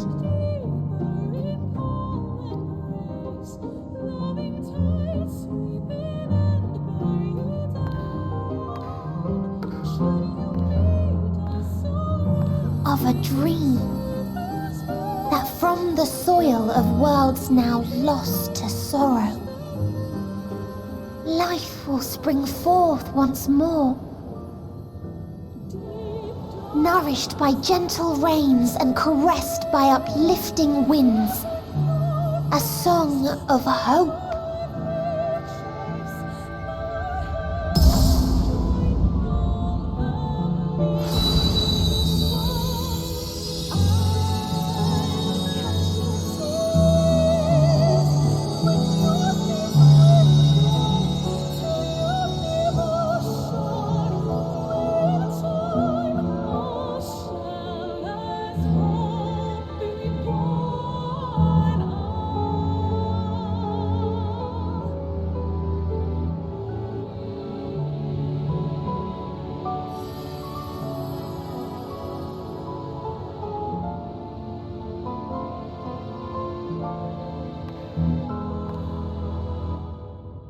One day, life will fill the universe again, and Hermes will see this and smile. How, I do not know, but I do know that where there is a will, there is a way. After all, miracles happen every day, do they not?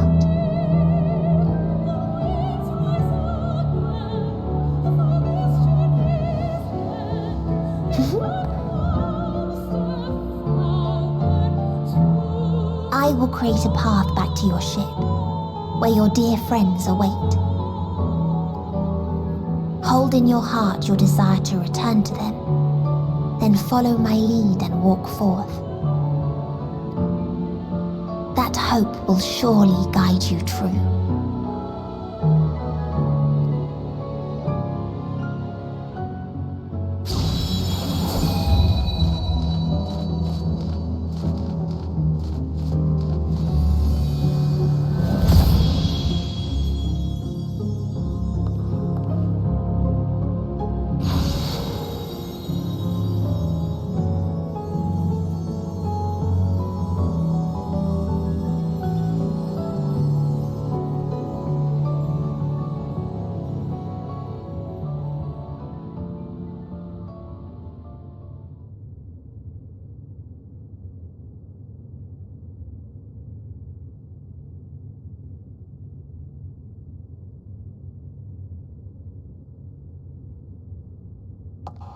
You mean to return to the world where you are hailed as a hero.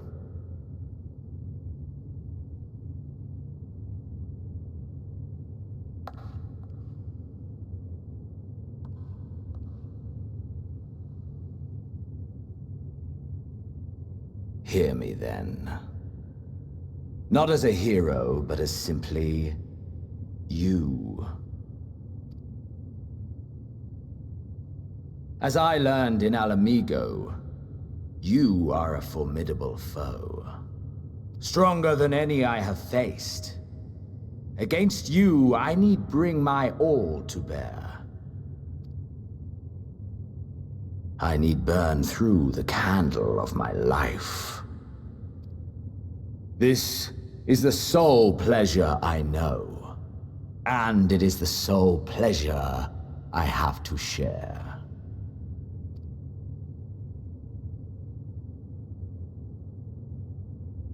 And so I come before you, to issue challenge and offer singular bliss. If you wish to walk away, I will not stop you. You value life. You do not burn yours save for reasons you deem worthy. Reasons such as those which brought you here. The salvation of a world and its people. The motives of a hero true.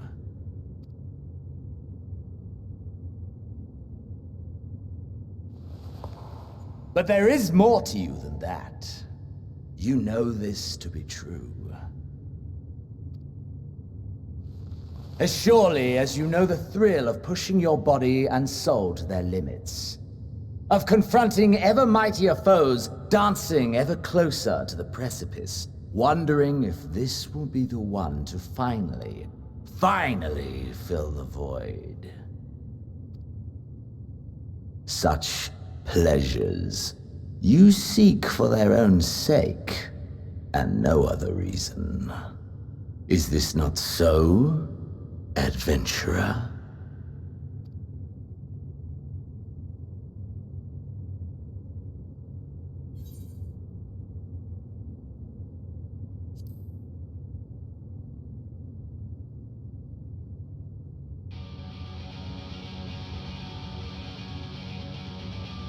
Ha! Acceptance! At long last! The conflagration of our clash will scorch even the stars!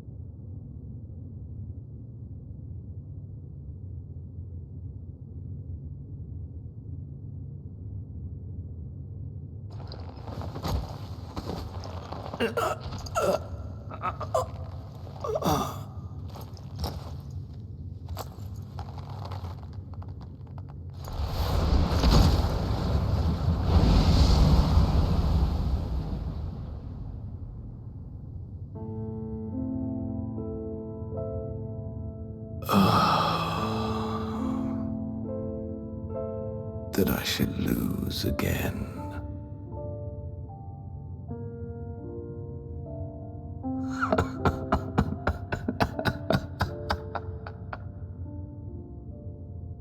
How disappointing.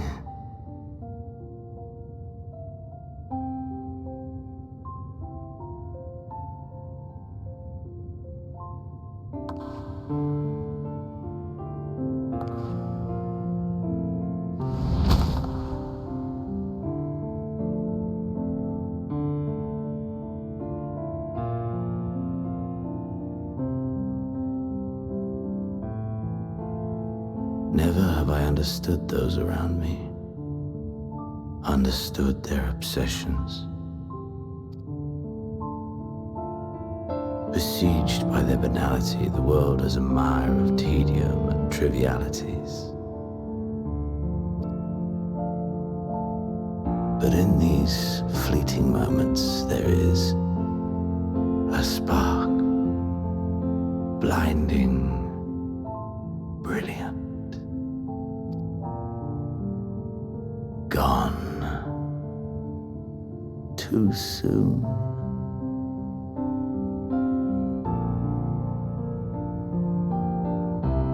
What of you, my mirror, born into this world, bestowed name, bid to seek out strife and adventure?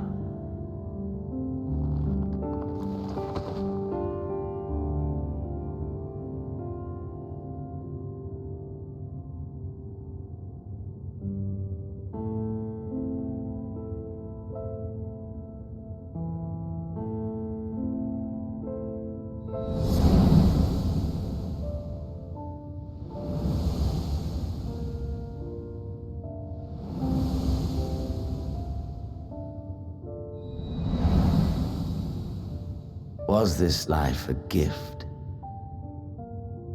or a burden?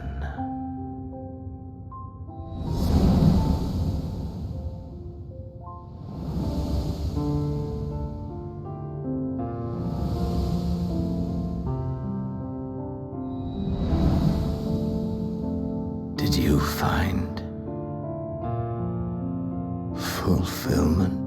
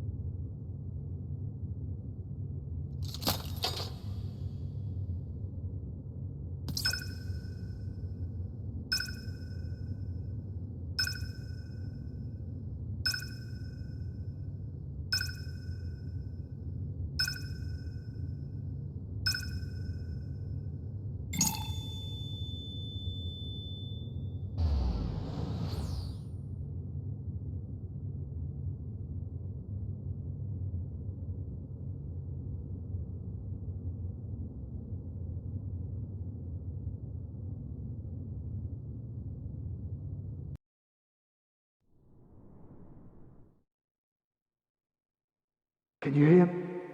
Safe. Must tend to... Open your... Please. Someone, and... Please.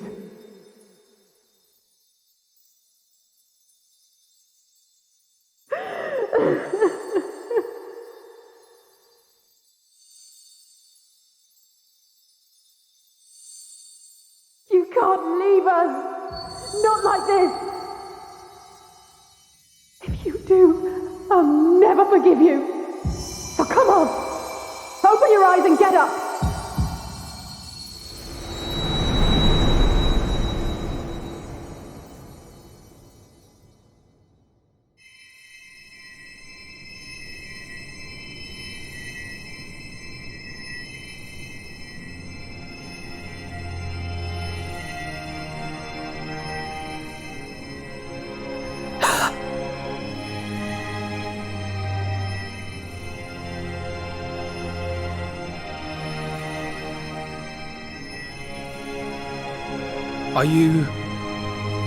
Are you with us?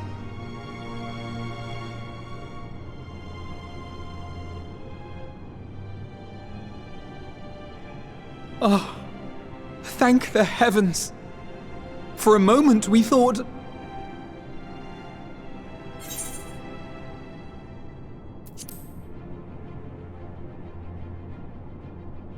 After what you've done, you're the last person to be asking that.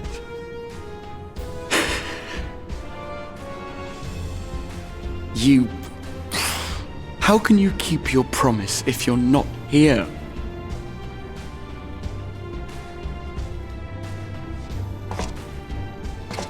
Another fine show you've put on, my friend. A fine show indeed. What were you thinking, fighting alone?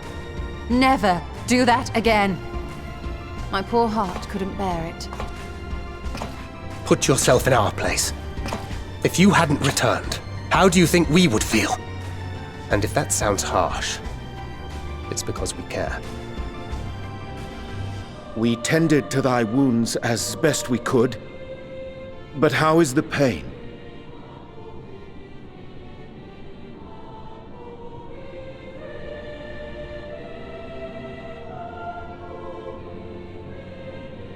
That is gladdening.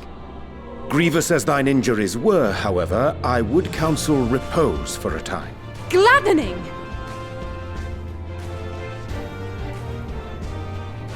There's nothing gladdening about this! When Meteion appeared in here and told us that you were right behind her, we all got our hopes up. But you never came! And when you finally deigned to appear, you're within an ilm of your life!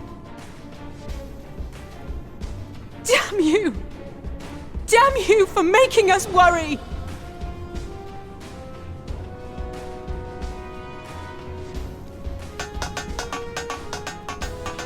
Oh, those were cries of celebration! Anyway, well, the important thing is that you're all alive and in reasonably good health, and we mean to get you back that way. As for your earlier request, I'm quite certain we're in range to make contact now. Ah, excellent. Let us announce our return at once. I hope you're ready.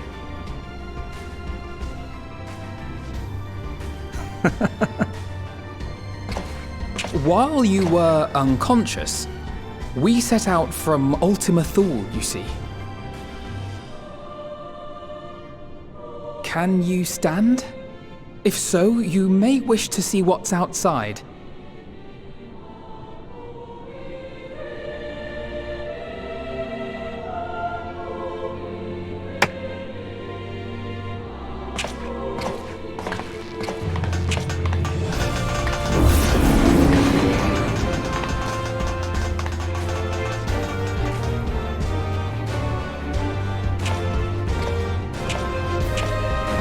We're home, my friend.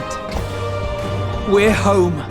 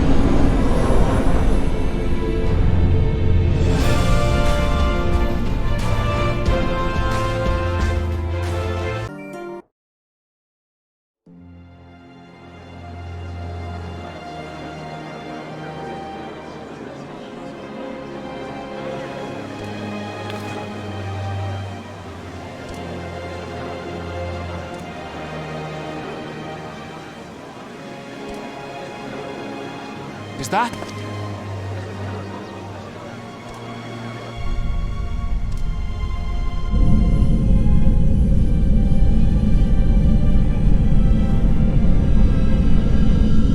It is! It's the Ragnarok! They're back!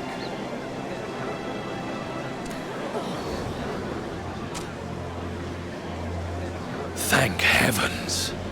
Truly. They've done it! Welcome home. Yes!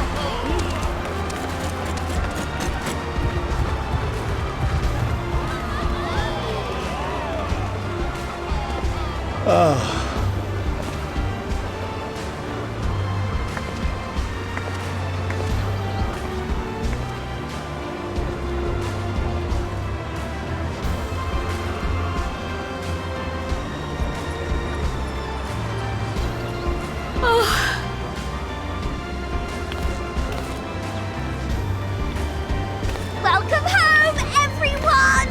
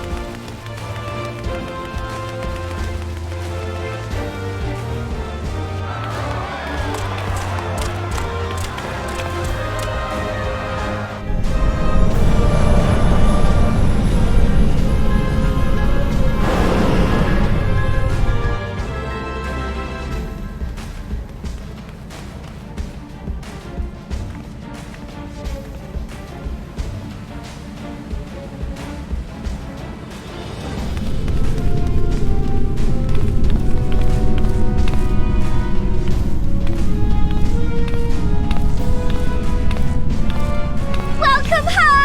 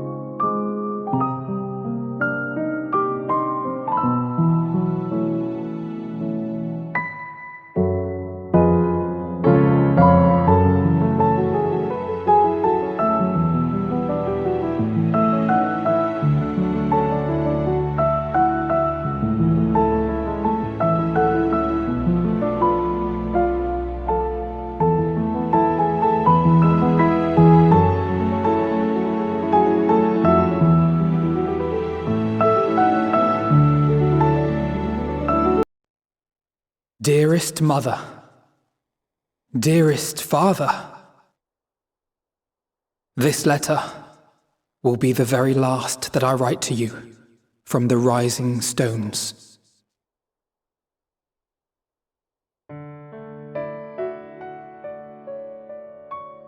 As I commit these words to parchment, I fondly recall my journey as a scion.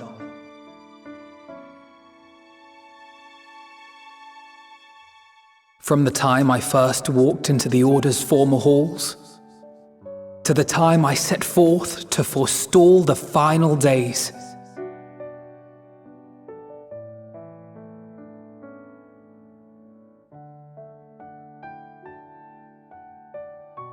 at the farthest reaches of the Sea of Stars, we fought the battle of our lives.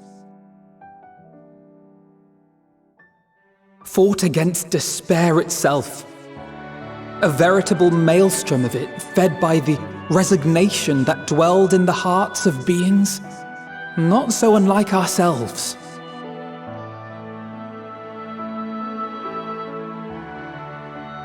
Full oft have I harbored the same malaise. Have I been brought to my knees, crushed by the weight of sorrow and defeat, convinced that I will never rise again.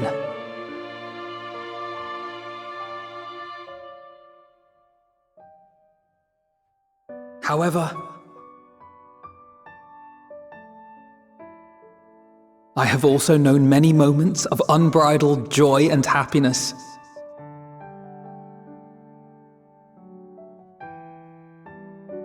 By this truth do I find hope within, blooming resplendent, like the Elpis flower.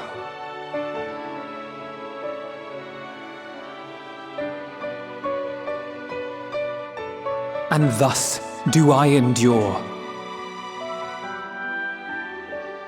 Do I look forward to creating more memories with my friends and loved ones.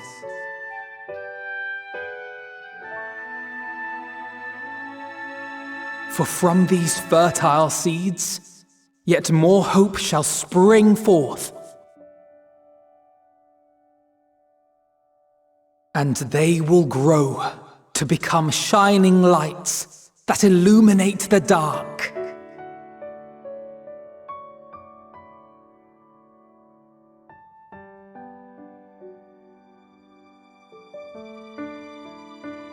Thus believing, I leave the rising stones behind, as will my comrades.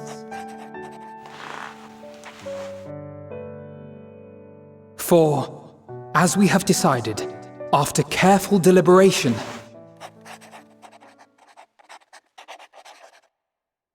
we are disbanding the Scions of the Seventh Dawn.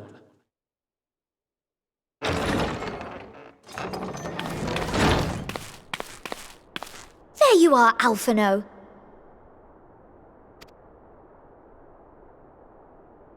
Everyone is already gathered in the foyer. My apologies. I'll be right there.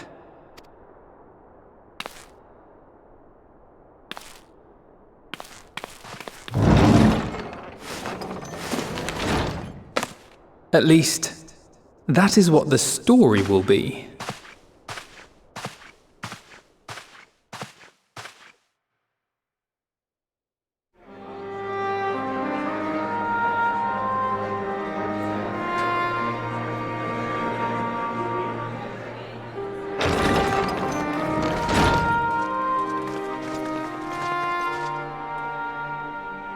Sorry to keep you all waiting.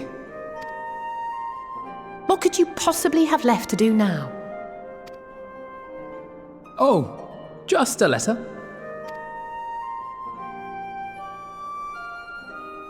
I imagine it will be a while before we can gather like this again.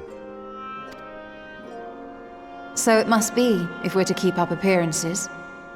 From now on, it falls to the Grand Company of Eorzea and its allies to deal with the realm's crises.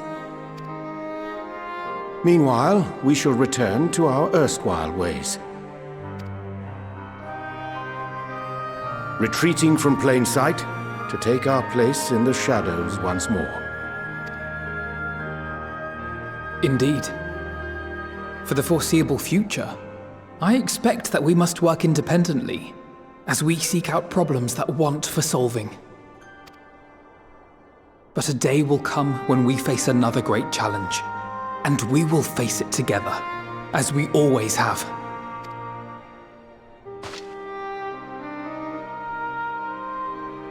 As much as I look forward to that day, I do hope it doesn't come anytime soon.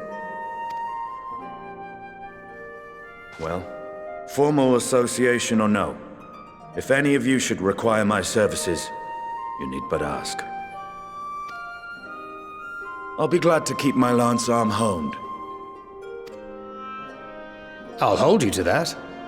So you had better keep your link pearl on hand.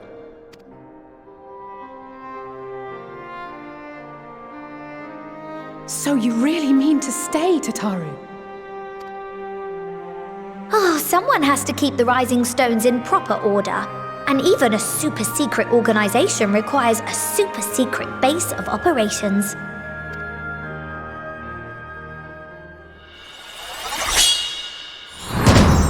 To the rest of the world, it will be naught more than a workshop for Eorzea's foremost up-and-coming artisan.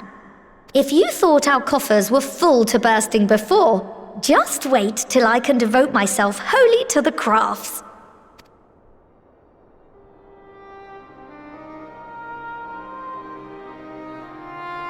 Plotting to build a mercantile empire to rival that of Lord Lodorito, are we?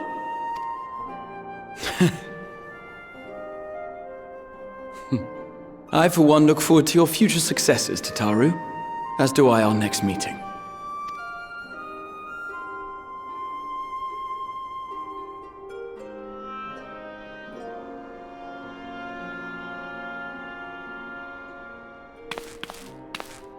And with that, I believe it is past time you all made ready to depart. Leave no preparations undone or words unsaid, all right?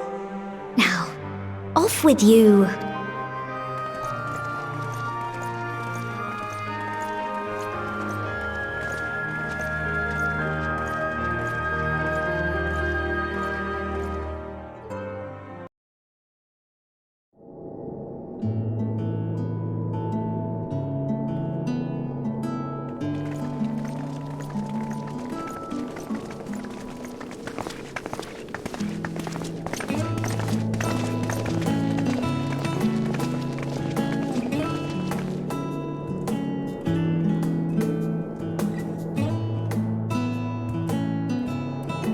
I suppose we're off to Garlemald then. Though we ought to speak with Lord Emmerich first.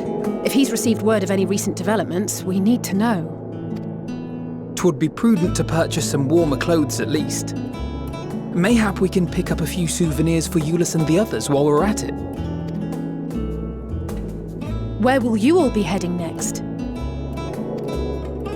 Dravania. There is a book I've been meaning to borrow from the Great Google Library. And I can think of at least one person who will be most displeased should I fail to visit before leaving. We've no particular destination in mind, but we do intend to stop in Sharlayan before we set off. We had thought to ask after the Loporrits. I am curious as to how well those who chose to remain are adapting to their changed circumstances. Might we accompany you then? Raha and I were planning to return to the Baldessian Annex. Commissions have been piling up in our absence, and they must be dealt with ere we begin our work in earnest. Estinian, you will return to Radzat-Han, will you not? Aye. For Vritra's benefit, though I've yet to hear the details. I may not stay long. I see. Then it is here the Scions at last part ways, each to some far-flung corner of the realm.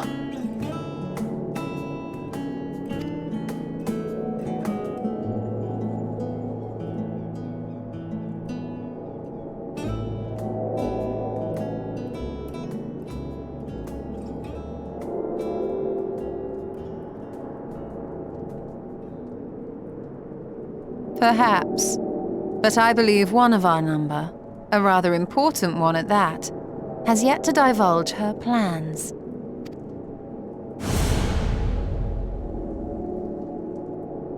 Quite right. Indeed. Fair point. So, what's next for our humble adventurer?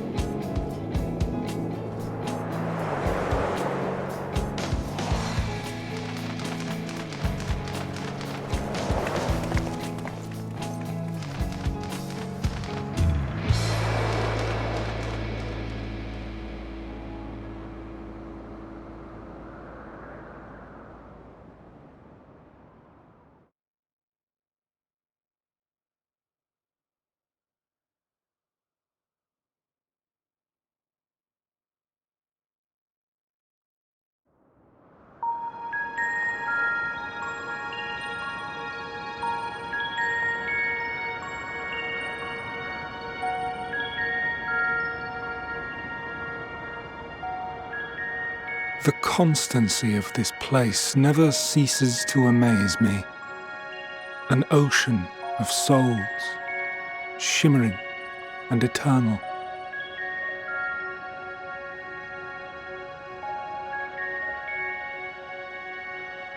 And yet, something stirs. Yes. Steeped in darkness, deep as starless night, the beast hungers.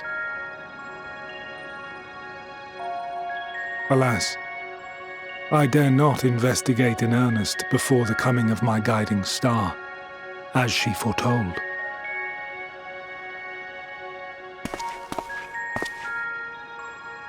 We shall descend to the depths, you and I, to confront the dread beast Pandemonium.